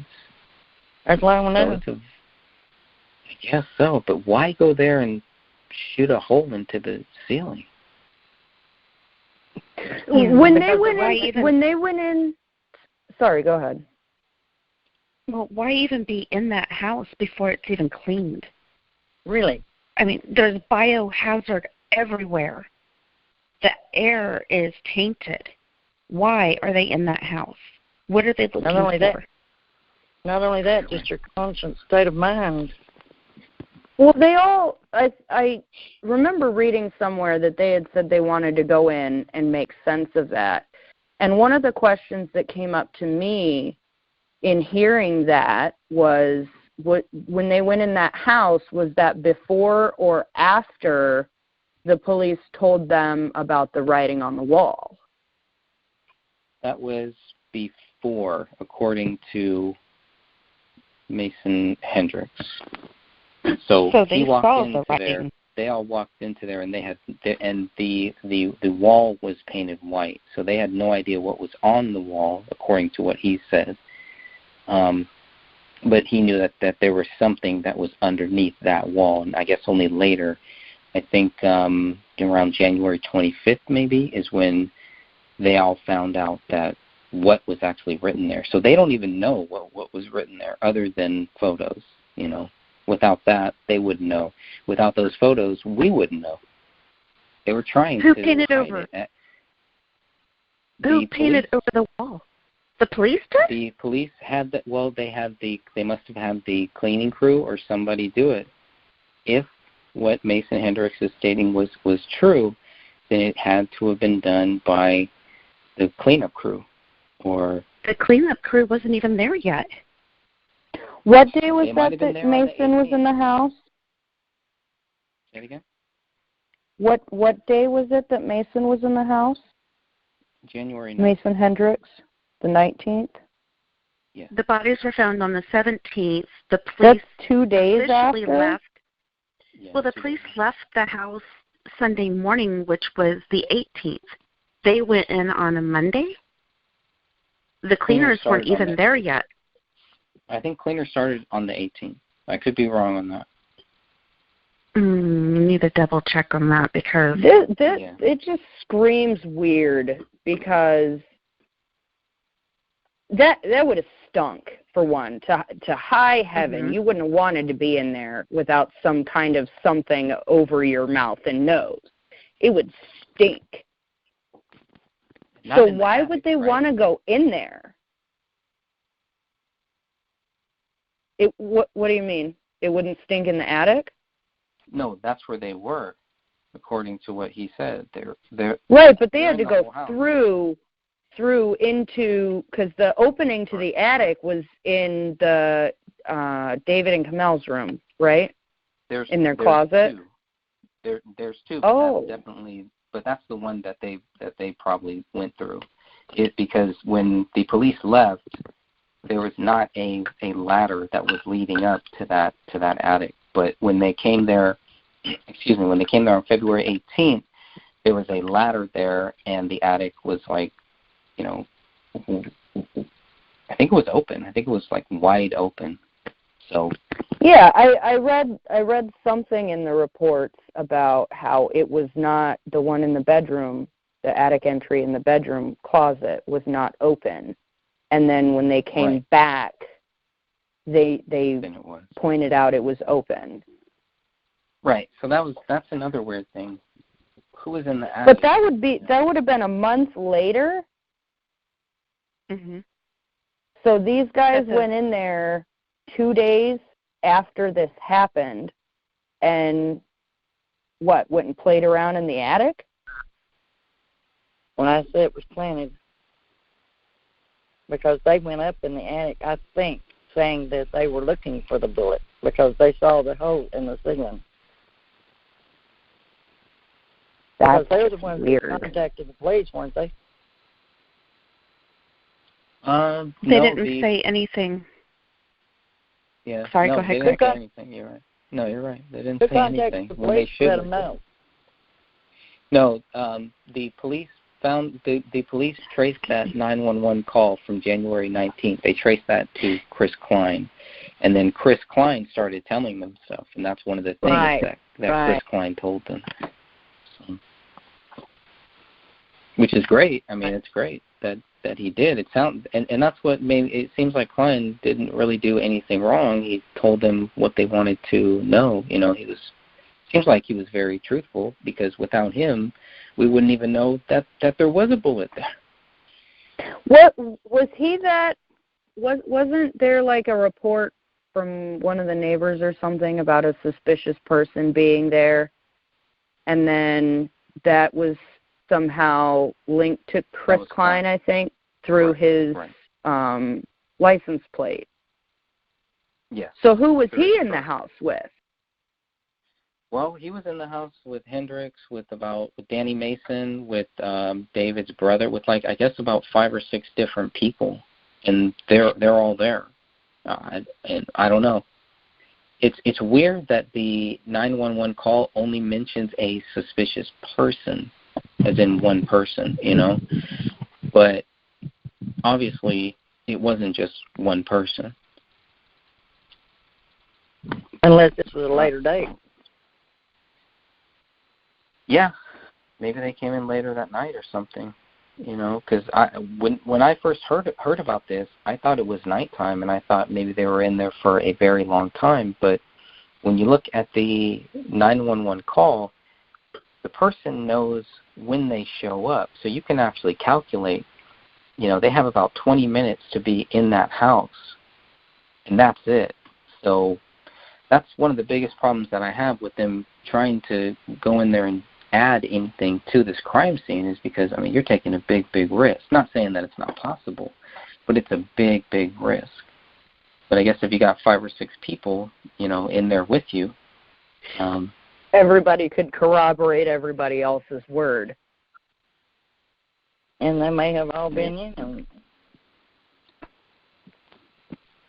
They would all be bonded from that very point, because now if anybody spoke up, they'd all be part of the crime, be accomplices. The worst case or best case scenario for their accomplices. You would think if they were in that house and they saw that the police missed that bullet in the ceiling, they would have been asking more questions.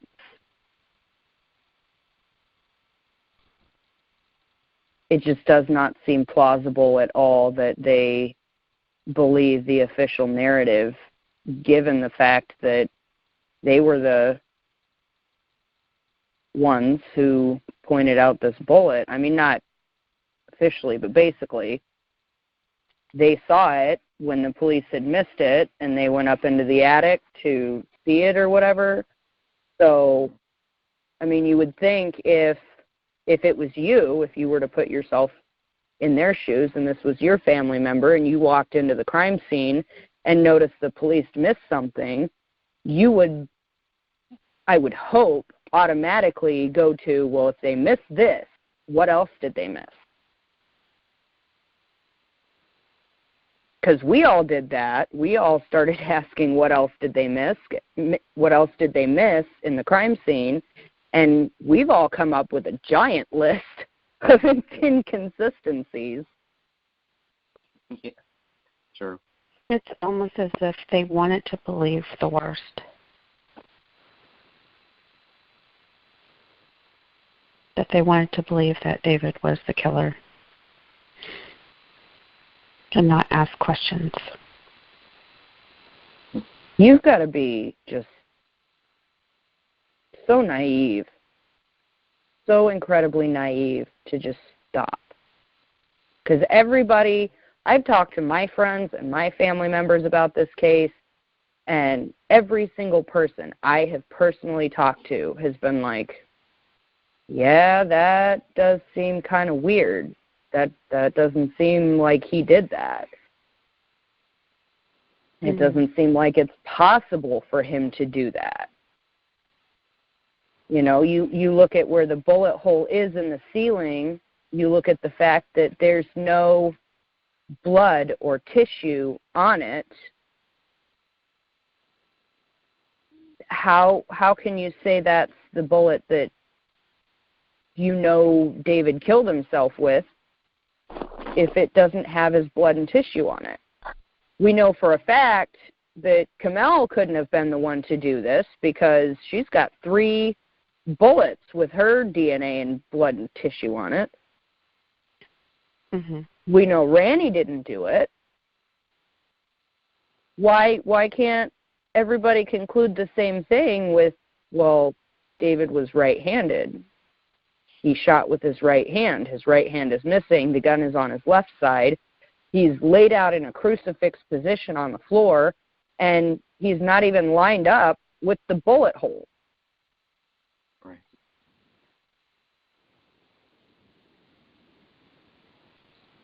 The one main consistency with all the police reports is that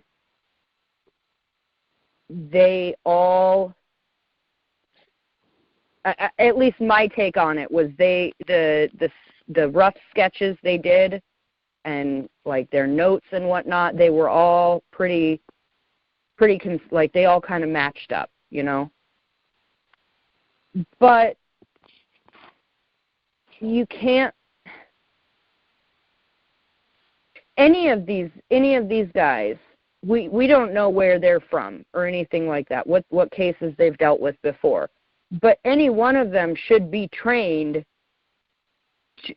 to walk into a scene and pick out what doesn't match with a suicide. I'm not trained, and just from teaching myself, I can see this doesn't match up with a suicide. You guys can all see it doesn't match up with a suicide. But people who are trained to do this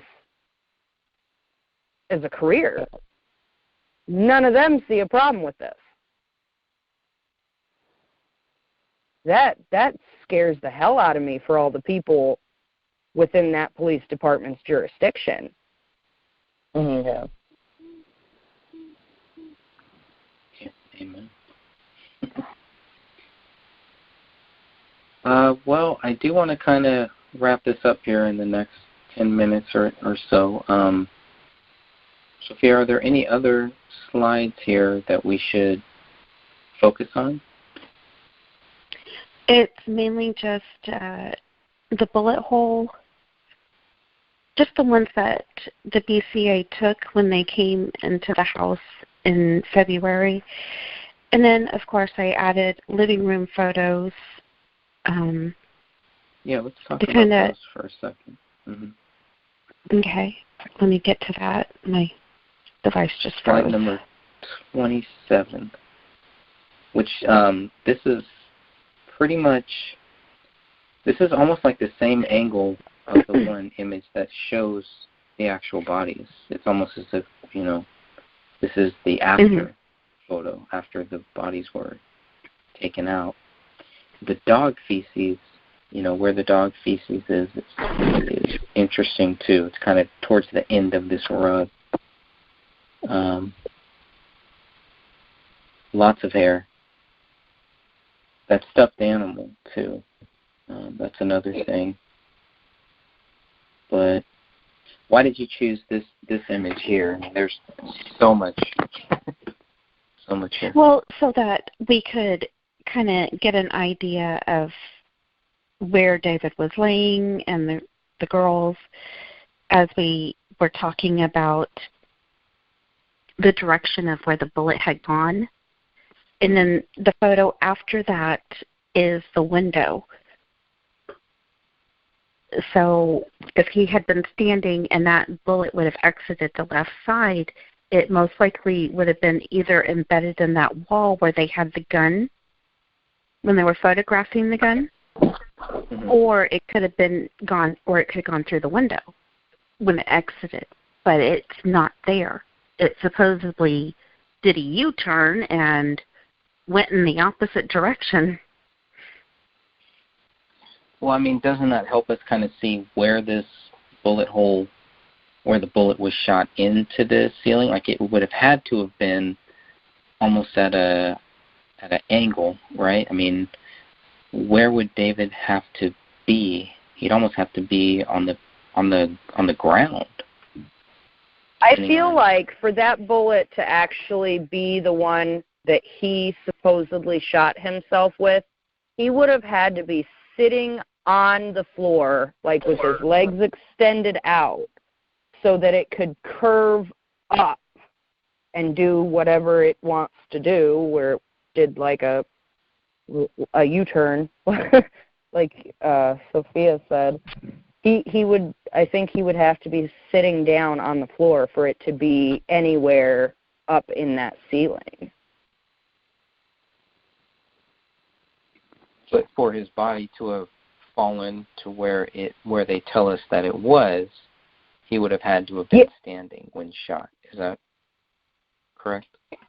I feel like in order for his body to fall in that crucifix position, and in order for that bullet to get up into the ceiling, he would have had to shoot himself while sitting, like with his legs out in front of him, like sitting on the floor. And see, I don't even know how it would get up into the ceiling like that.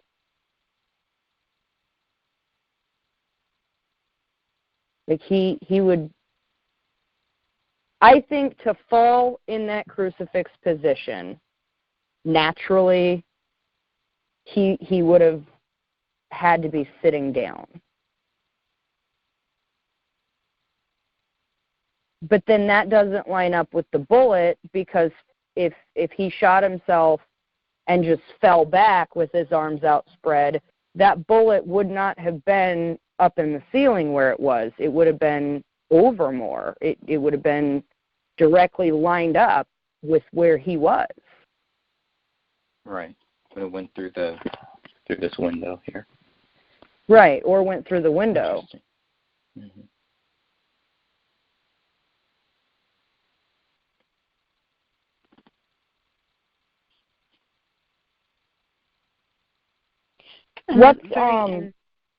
What's your take on that?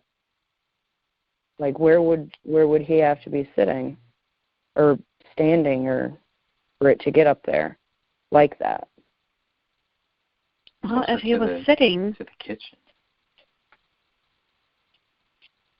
If he was sitting, it would still be. Go ahead. I don't know. If he was sitting, it would still exit out the left side. We can't change that. That's what the autopsy says. So that bullet would be where? Let's see, bookcases, Christmas tree, that wall, possibly, or the window. Still, it would still be there. It didn't do a U-turn. So bullets do not naturally. They don't. They just don't. They have a specific line that they go in, and that's it. I just don't see what it could ricochet off of. But gosh, would it still have the momentum to go all the way up through the ceiling into the attic? By that time, it's already exited the skull. And it would have slowed down a good bit. I don't see it bouncing around up there the way it did, unless it was shot just straight up into the ceiling and not went through a person at all. There you go. Yeah, that's the only thing that I see. And if it was shot through the ceiling or just shot from a gun and it didn't hit anybody, where do you think, Greg, somebody would have to be standing to shoot that?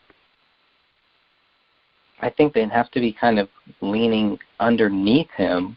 If David was standing, they'd have to be towards the kitchen, and he'd have to be kind of towards the kitchen. And I was thinking that maybe his body might have fallen where that recliner was, that his head kind of fell there.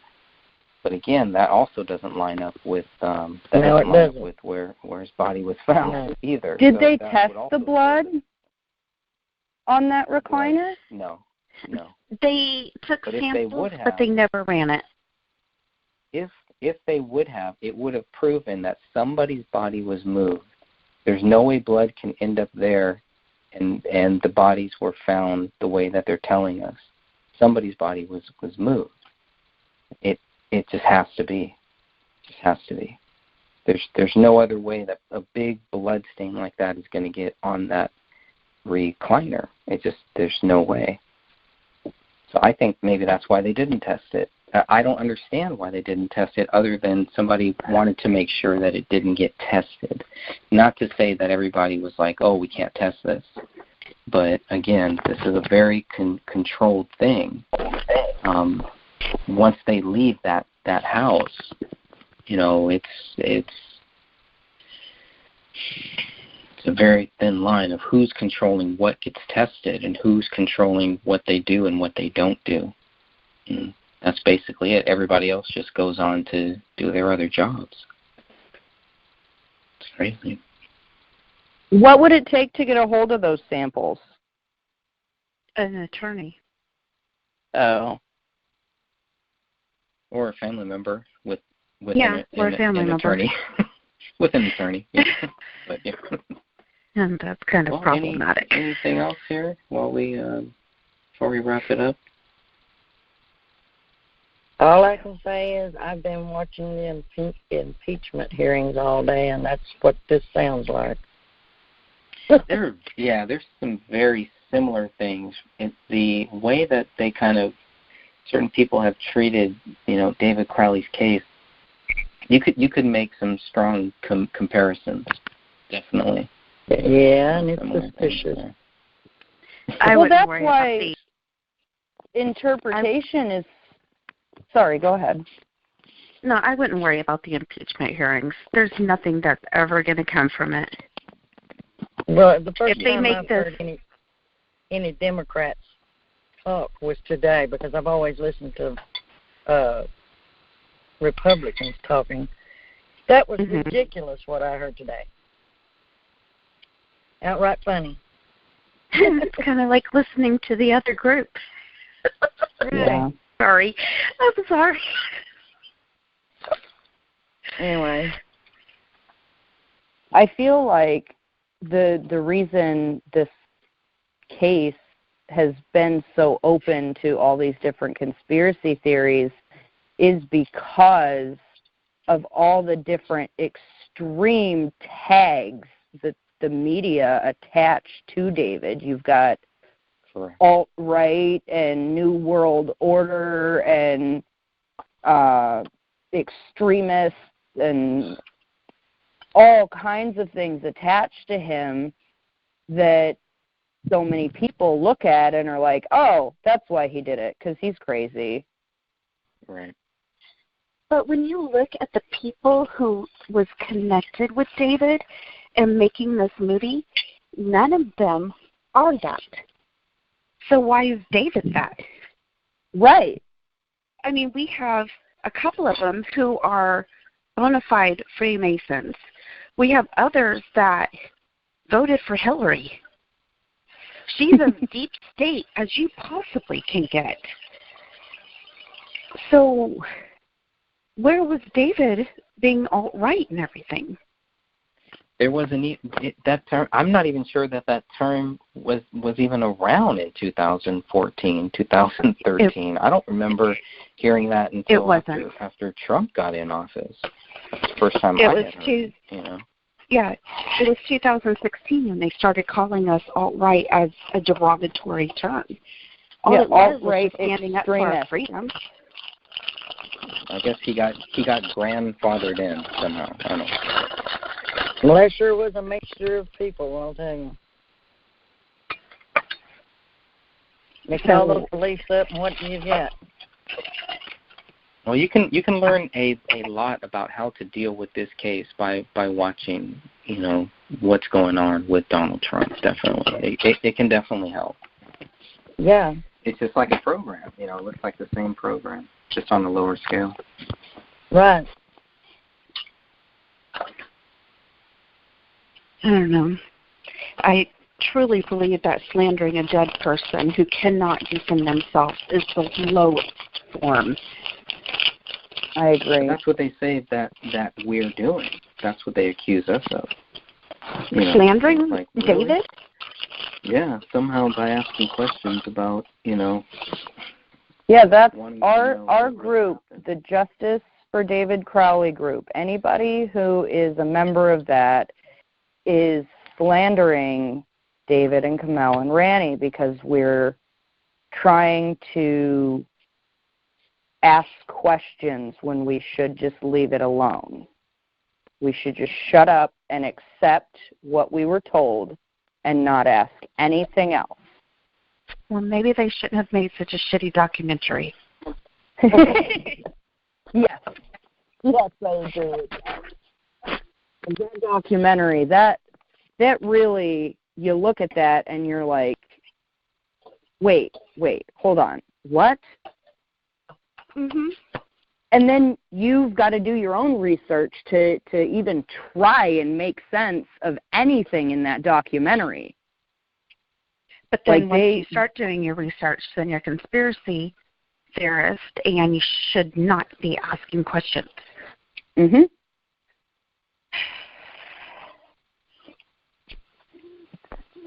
There's never been any case that was solved by shutting up and letting it go. Cases get solved by asking questions. Mhm. That's why the police do all their interviews with all the different people, and they look at all the data, and they look at all the pictures and all the terabytes of stuff that they go through.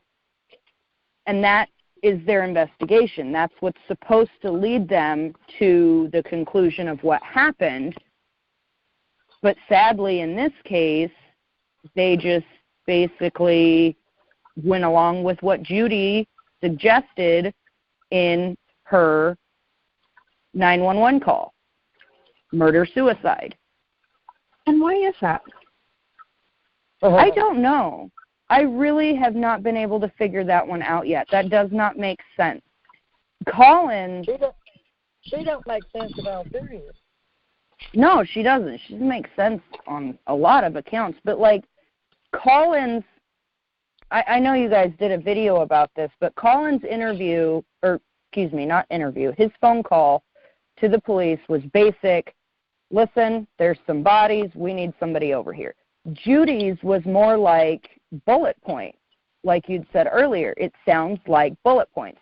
Murder, suicide, dog scavenging, gun on the floor. She didn't need to do all of that. And then in her interview, she says that she's not a suspicious person. She's not the type of person that immediately jumps to, a murder or suicide. Well, then why did you? Yeah. That's exactly what you did on the phone, is immediately jump to murder-suicide. Well, then she also states that she never believed that David had guns in the house, or she didn't know that David had guns. But before, she made a comment about the garage sale and how David supposedly had a gas mask and was pointing the gun. I mean, she made that comment. And she she thought it was weird, and she didn't want the grandkids over there. Mm-hmm. Right.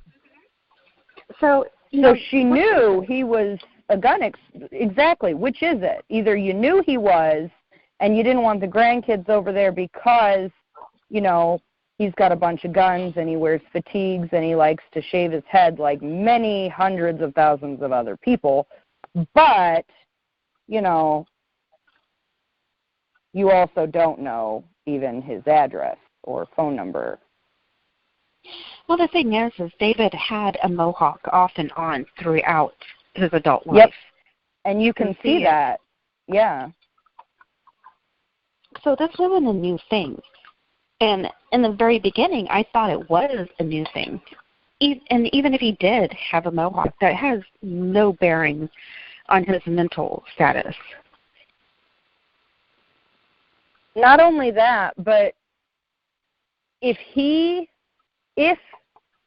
that's a really big if he had PTSD, mm-hmm. why wasn't it somewhere documented? Why wasn't the family saying, listen, I know you guys are asking questions, but, he had a serious issue. Like that would have been something that I would think the family would have been pointing out first and foremost is, hey, he had mental health issues. This is why he did it. It's not going to make sense. But they haven't said that. The PTSD, if there's no history of it, it's literally just hearsay. Mm-hmm. You can't say he just snapped if there's no history of it. Kamel should have had something in her notebooks about it. She should have. There would have been a trail somewhere if he actually had PTSD. And no, that's not really anybody's business if he had PTSD or not. But it would help. It honestly, if there was documentation that said he had PTSD, I would probably lean a little bit more towards, yes, he did it, if not for the fact of all the other inconsistencies. Right. Well, not everybody with PTSD it doesn't lead up to a double murder and suicide. I mean, I have PTSD from an accident that happened when I was in the service. And I have not snapped and killed my family. But with you, there's documentation. Like, mm-hmm. Because of what you went through, you have post-traumatic stress disorder. Or is that what it is? Yeah, well, yeah. And the thing is if David was bad enough to have PTSD enough to where he would have snapped and he was unstable, why was he even making a movie that was so violent? Why was he over at the gun ranges shooting his guns nonstop? And yeah, you would think that would be a big trigger for him if he actually had PTSD. I know guys who have PTSD that they can't have ceiling fans in their house because the ceiling fans give them issues, like flashbacks and stuff. Yes. So if David had PTSD, how was he able to make this gruesome movie? I'm just not buying that at all. Especially when people are saying, oh, it was so bad enough to where he snapped. I have some pretty bad PTSD when I'm in the car and I see a vehicle coming up pretty fast behind me. That's what happened. I was on duty and I had a really, really bad car accident and head injury because of that. And there are times when I will have a freak out, like anxiety, but you just move on. But there would be a record of it with David. Yeah, there would be some sort of record of it. And there's not. So that can't even be counted as any kind of evidence. I have military records from another individual who was accused of killing his stepson. These military records talk about his history, the medals that he earned, things that he was written up for while in the military. We have nothing like that in regards to David's military. So I hadn't thought about that. Now that you mention it, that is quite odd. All we have is DD-214. And it does clearly say that it was David and that he served, but we have nothing else. And like I said, I have somebody else's military records from another case, and it's very detailed.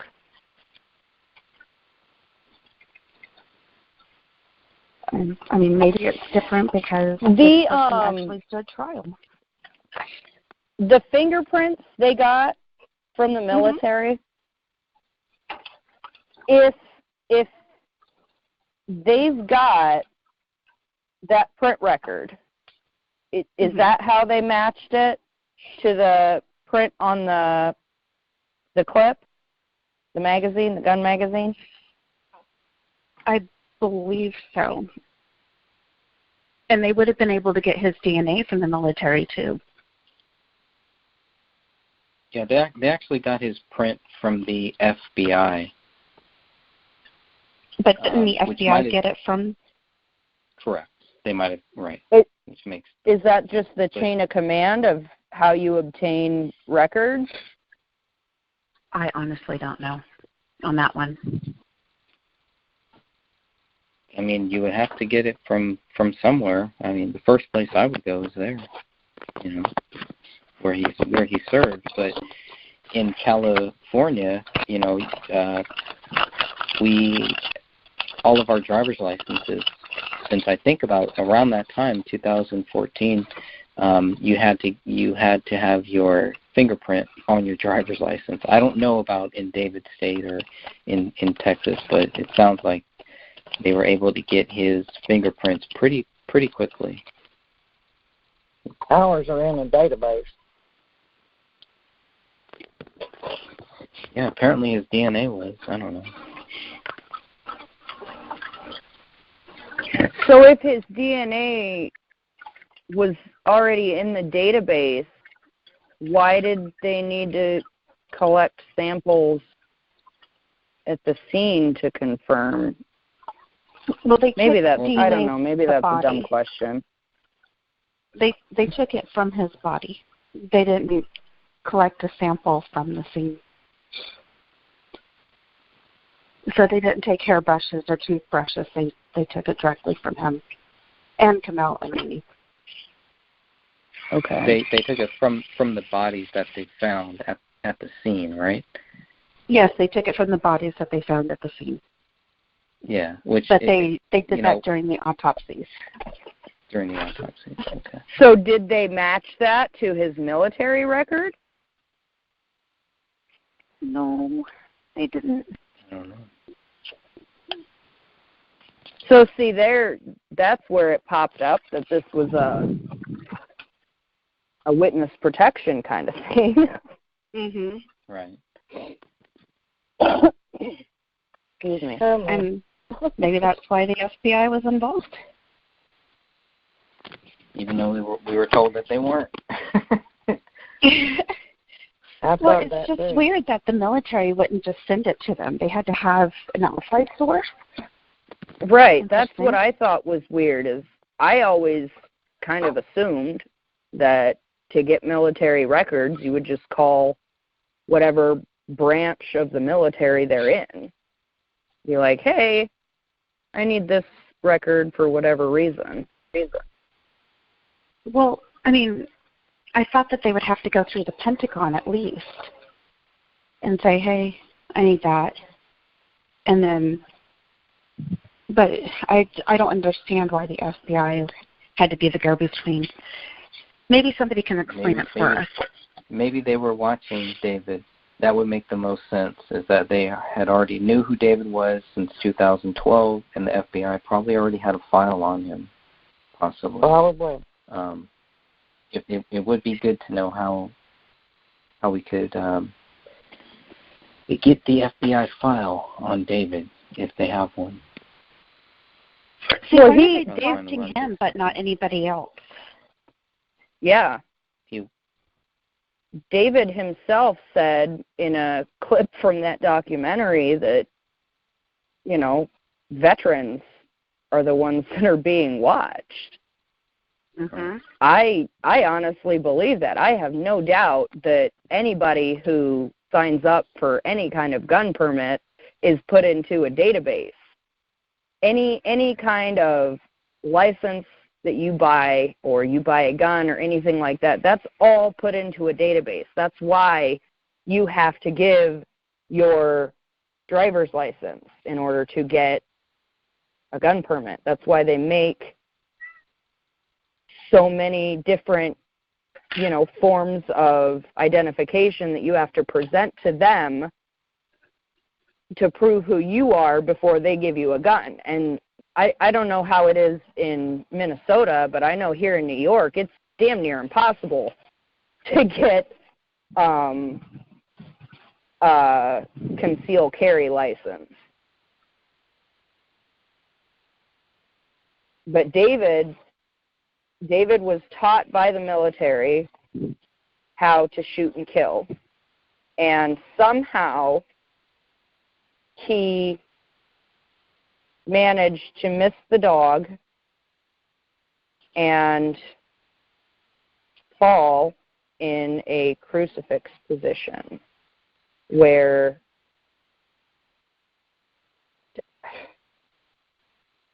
it just doesn't make sense. I don't know. It just does not make sense. He was at the gun range quite often. That bullet. Item 7 was the bullet that jammed. So apparently at some point his gun jammed. Or something, right? Because there was a bullet found there. That was the bullet on the carpet? Yeah. They never tested that to see, just to make sure that David's DNA was on the bullet. His DNA should be on all of the bullets. Right, because it's his. He supposedly did this. So he loaded there again, supposedly. Because he loaded it. Right, exactly. So how long does someone's DNA, how long would it stay on a bullet? If I were to put to load a magazine, not a clip, but if I were to load it, how long would my DNA stay on there?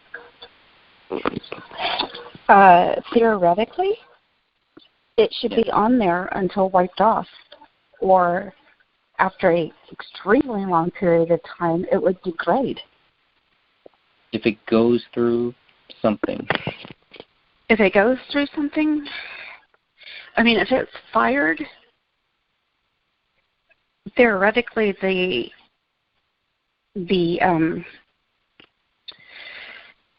when it's fired, you know how like there's, I can't describe it, it's like smoke or whatever comes through the barrel. So it would be hot enough to burn DNA off of it.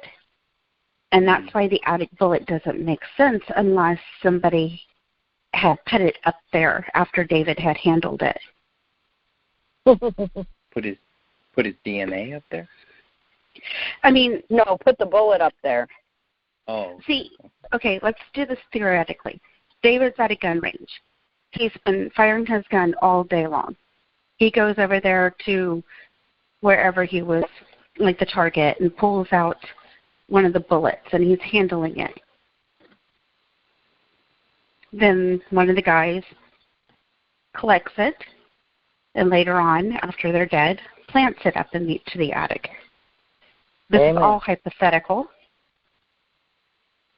But if you think about it, if they are willing to commit this crime, you can't really discount them willing to go up into the attic and place this bullet there. Whoever, they may be, if they're willing to commit such a crime like this, who's to say that they wouldn't go back and, I don't know, want to relive it and then go, oh, wait, they didn't find anything connected to him, so let's just pop this up there. Right on. But how do they know they didn't find anything connected to David? This happened 2 days. They would have to have somebody on the inside. Correct. And see, that's a whole nother hole. That's a whole nother rabbit hole there. The more you look into this case, the more rabbit holes there are. And right now we're just talking theoretically because nothing makes sense. That attic bullet is not the one that killed David.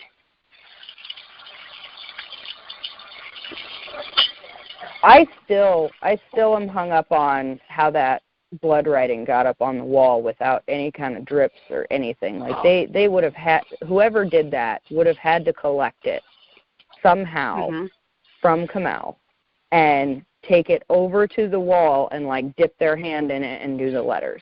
And to me, it looks like if you look specifically at, I think it's the L's in Ala'u, it looks like one of the L's looks like a right hand going one way, and then the other L, to me, it looks like the hand was flipped onto the back of it to wipe down the other L. And I mean, if you theoretically, if somebody else did this and they had David's hand already cut off, they're not going to do it with their own hand for, fear of leaving their own DNA, so they're going to do it with David. They're going to do it with David's hand, and they would have to dip it in Kamel's blood somehow to write it on the wall like that. All these bodies were bled out. If it was David's hand, it would have left skin cells, and it didn't. It was only Kamel's DNA. But these bodies were all bled out, weren't they? I don't know. So they could. That would be interesting to find out. I think they were. I didn't ever read that in the paperwork. I think Catherine's the one that told me that. Yeah, I think that was one of the. Yeah, Pansy's right. That was one of the early things. Was that where's the blood? Right, there should have been a lot more blood. So I think that's where that came from. Because they were talking about that hose in the bathtub, wondering if that's how they bled them out. But that hose was too little. It would have taken some time to have done that. Well, if Kamel was bled out in like a bathtub, wouldn't they be able to spray luminol on it and see the pattern? Did they though? Yeah, but that bathtub, I mean, just looking at it, it looks very old. It doesn't look like anybody had ever been in it. And you have to remember, David built that. So at the most, that whole bathroom is one year old. I think it might have been, maybe six months maximum, but I don't think it was done either. He was still working on it, but he built that whole bathroom and everything, and I think that's why it looks kind of dirty. It's almost like it's not even ready. But it may not have been new fixtures either. His DNA, his DNA should be all over this entire house. Correct. Which it probably is, but they didn't. But they weren't testing it. They weren't looking for it. That's the whole thing, right? I mean, how little of his DNA that they were actually looking for. I think, you know. Well, when you think about the wall being tested, the samples that they did test should have shown his DNA if he wrote that on the wall with his hands. Well, they swabbed 2 samples and only tested 1. And the same thing for the computer, too. When they swabbed the computer and tested that should have shown up with David's DNA mixed in, but it was only Kamel's DNA. If he used that computer often, his skin cells would be all over it. Yeah. His fingerprints would be all over it. Yeah. There should have been some mixture of his DNA in that swab that they took, unless he had gone through and wiped everything down and then touched stuff with Kamel's blood. Which, if he did this, why would he care enough to do that? Yeah. This case doesn't make sense logically. It's a conundrum. It is. I really think that's a great place for us to kind of end this one here tonight, because we've come full circle, basically. Yeah. But once I get a few glitches fixed out, maybe next Thursday we can come back and have another chat here. Oh my goodness! Hopefully, you guys will have your power back. That I finally got to do this. I can't wait to do another one. Awesome. Thank you guys so much. Because looking at it by yourself is one thing. Being able to talk to other people who have looked at the same material that you have, it's so intriguing to hear your guys' take on this. Like every video you guys have done, I'm just like, man, these people, these are my kind of people. Nice. Well, thank you. Thank you. I'm glad that we helped, because this case is something else. May not ever figure it out. Nope. Yeah. Keep trying.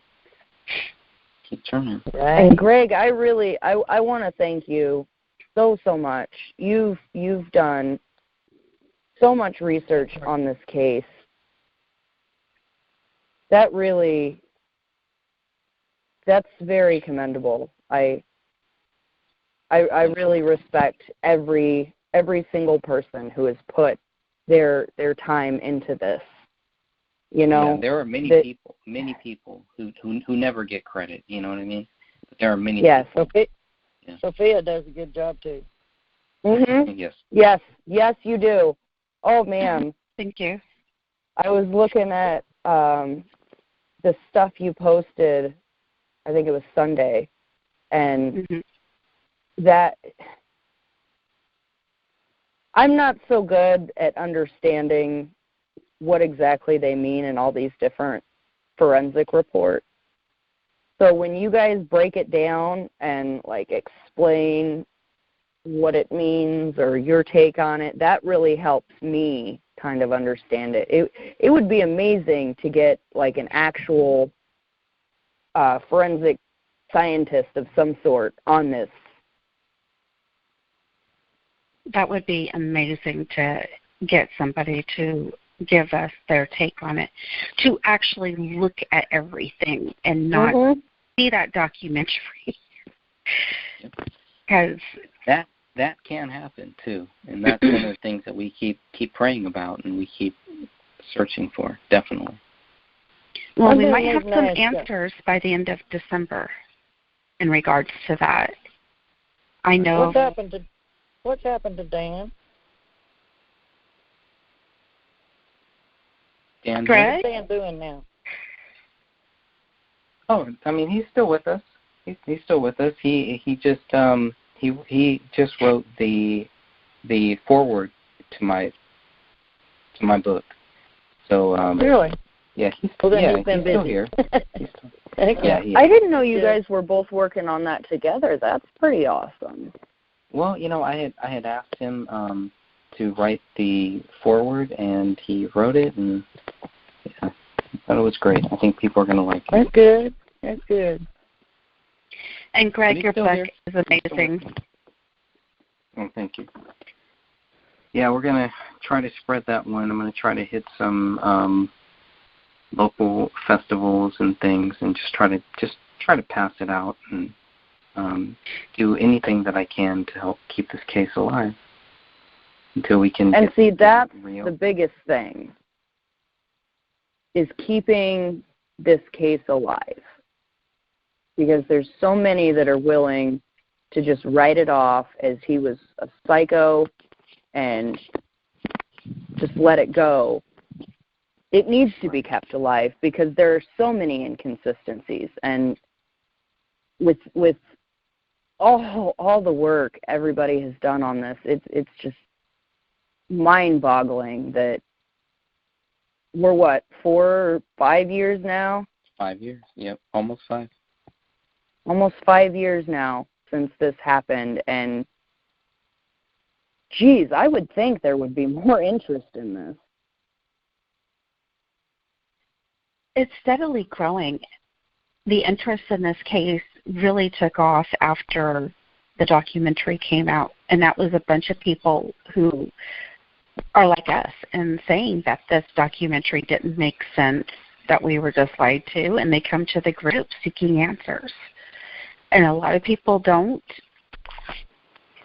really respond to the group, but they'll email or PM Greg and Catherine and I see that they will look at the files and stuff like that. So as long as we have people who are actually looking and asking questions, that's amazing. And I really think that Greg's book is going to help a lot of people with understanding the research documents and what happened, the play-by-play. So he did a great job putting the police reports and everything into his own words. And I keep saying it, but I really think it's going to help people understand this case a little bit more. I hope so, because you look at all the clips and stuff that they smashed together in the documentary, and you're left with more questions. And with the videos that Greg and Catherine and Dan have done, and even the conversations with all the people from the group, you guys, we really stick to facts. Like, yes, we do have our discussions of, well, what if this and what if that, but we're not saying shut up and stop looking. And that's the biggest thing. We are all encouraging people to look, to ask questions, to do their own research. Greg, I can't even remember how many different videos that you've done that you've told people, don't take my word for it. Look this stuff up yourself. And that is really the only thing we can keep saying is do your own research. Look it up. Make your own opinions on it. And I have put all the files into the group along with Greg and Dan. They've all done that. So everything is there.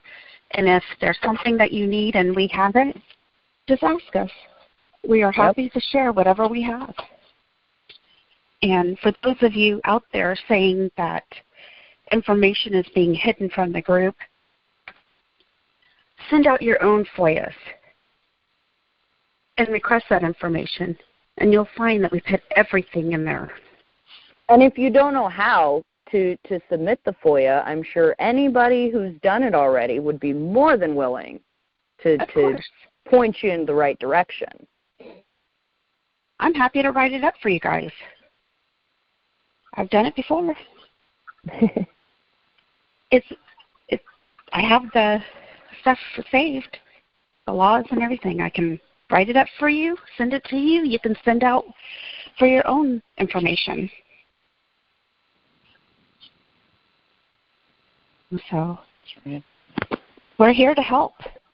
We want everybody to be involved, to research, to read, to ask questions, and come to your own conclusions. So. Yes. Sorry, didn't mean to get preachy there. That's great. So hopefully we can all come back here Thursday and try to do something more live.